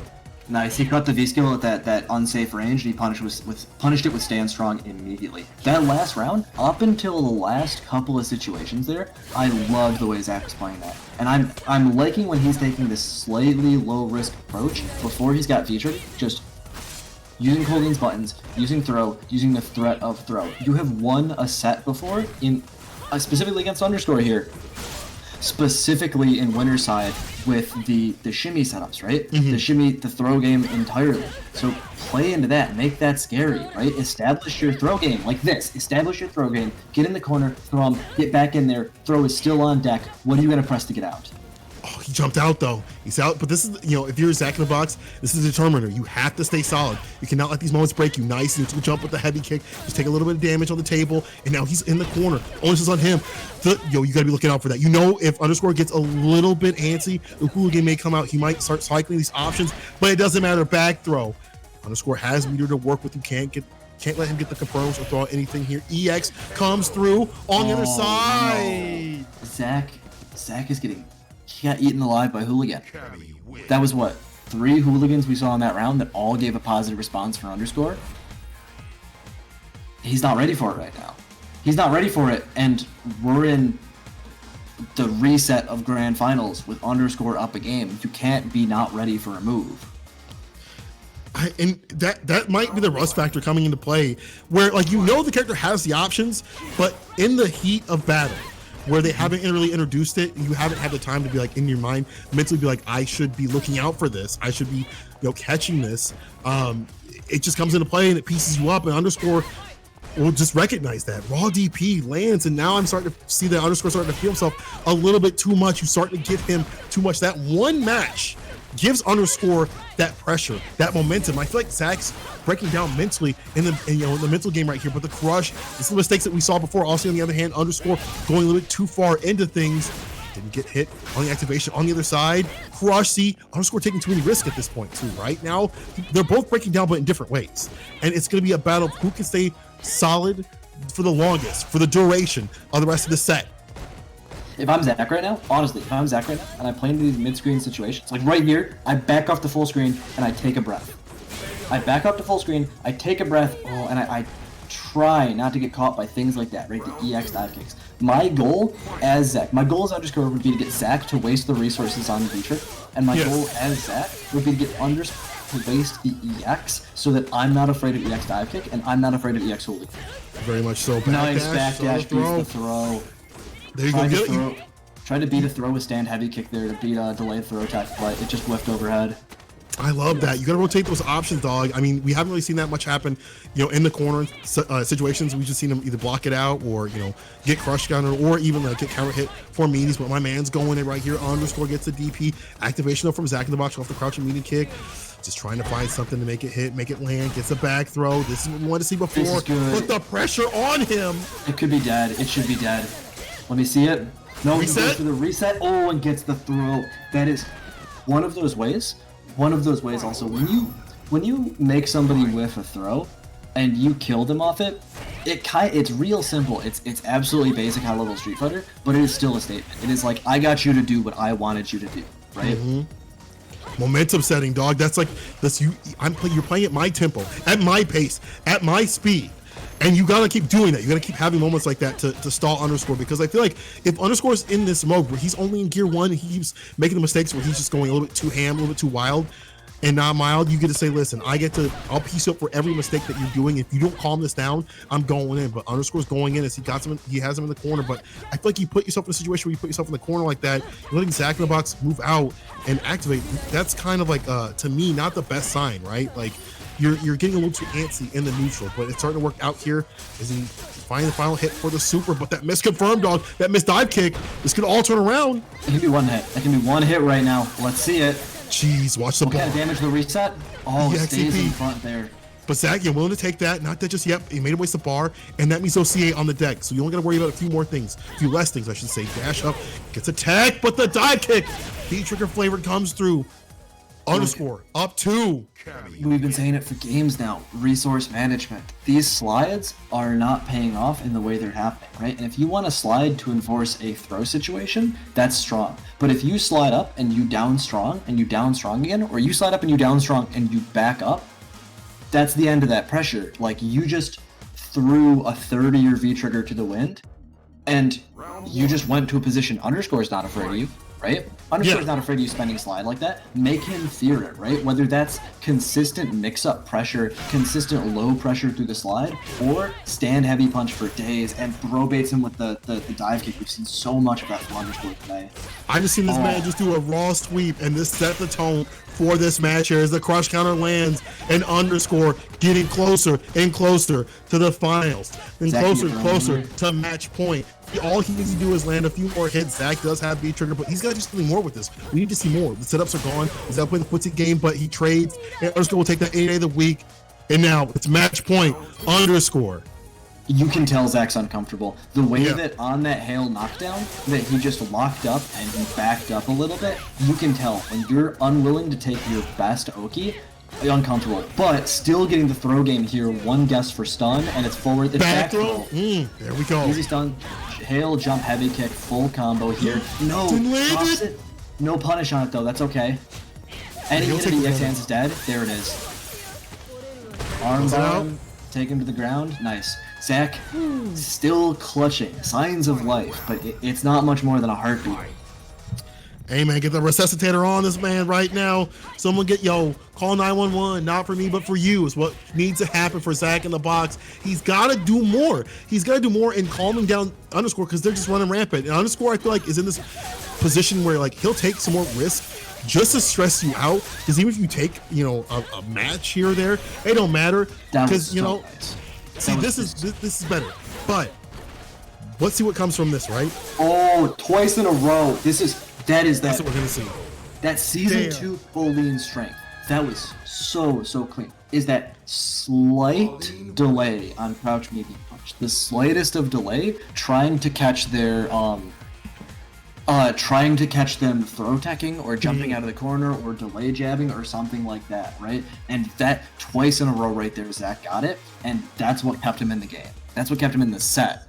I really think that Underscore, I mean, you lose that round, you're probably like, listen, I was playing wild and I can probably play another one wild, but at the same time, you're kind of knocking off rust on Zach in the box. I'm sitting here talking about how Underscore can go a little bit wild and maybe for like a match or two and stress Zach out, but at the same time, the way Zach was composed in that round, how he's playing right now, you've made a beast. You've risen a beast. Like, you've made a monster. You trained him to play like this, to play where he is like looking out for your mistakes and playing the pacing that he wants to do. You've given him time to kind of acclimate, and you've made him stronger. Jump medium kicks all day right here. If you're Colleen, jump medium kicks to cover that horizontal space, right? What are you afraid of Cammy clipping you with? Maybe she'll walk forward, you'll get heavy DP'd, you're cool with that. She spends that bit of V trigger, nice V skill, and you're still at high health, you're comfortable with it. If I'm Zach, I start being careful with these forward dashes though, because if Underscore starts catching onto him, you're dead. But instead he gets clipped. This should be dead here. Javelin? No javelin. Okay. Sets up a left-right, stays in front, doesn't have to slide for it. Oh, caught. Just you said before, the dash is a problem. You allowed Underscore to get on the other side. That's the second V-trigger. And the bait! Almost a stun. Hold it down with the meaty. Back throw for you. He knew about the EX. Hooligan! It's back. Zach's demon is back for that EX hooligan. And it came back with a vengeance. EX hooligan just fell into the slide, smoked. I feel like if you're Underscore, you got to run with this pacing. We've introduced this option, said, I can pull this out. Underscore can take this if he stays solid. We've seen him overextend a little bit too much and get punished, but only person overextending is Zach. 2 mistaken moves right here. That time a crush, now a dive kick, going in, EXDP, one more hit for the Thunder Hooligan, and that's done. Underscore is your winner for this week's Low Kick Street Fighter 5 tournament in the most ridiculous way of fashion. We were calling out the hooligans all damn day. My man was just wild with it, not mild, and Zach in the box couldn't acclimate in time. Underscore taking it 3-1 in the reset. That was good though. It's a great play from Zach in the box come through. And for sure, impressive to see. Impressive to see the way that Zach in a box got the best over Underscore on that winner side, and then came down, and Underscore in that time he had off, time to move through the Stewart imposed dungeon of losers bracket, and just thought about it, and clicked on, wait a second, what if I test him with the X-Hooligan? What if I start testing him with that V-Skill too, and I don't get discouraged immediately, and just came right back around? Dog, I love seeing people come back. I love seeing how fat the bracket was. I also see the match at $143 and whatever sense that may be. Thank you everybody for contributing and watching, and the players to coming through in this tournament and having fun. And this has been a great watch, man. I hope this bracket is like this every single week. It just reminded me of old times of Ignite. Tons of people coming through and some great blowouts. You saw Stu make the run, got 3rd place, dog. Bro, that was so sick. I still did so much work this week. So proud of him. I'm so proud of him. You don't let him know I said that, but I'm proud of him. But it's been great. Everybody, thank you for watching, coming through. Monty, thank you so much for commentating with me, dog. It's been an absolute pleasure. Your knowledge is goddamn unrivaled out here in the streets of Street Fighter 5. Always a pleasure. Always a pleasure to do this with you, bud.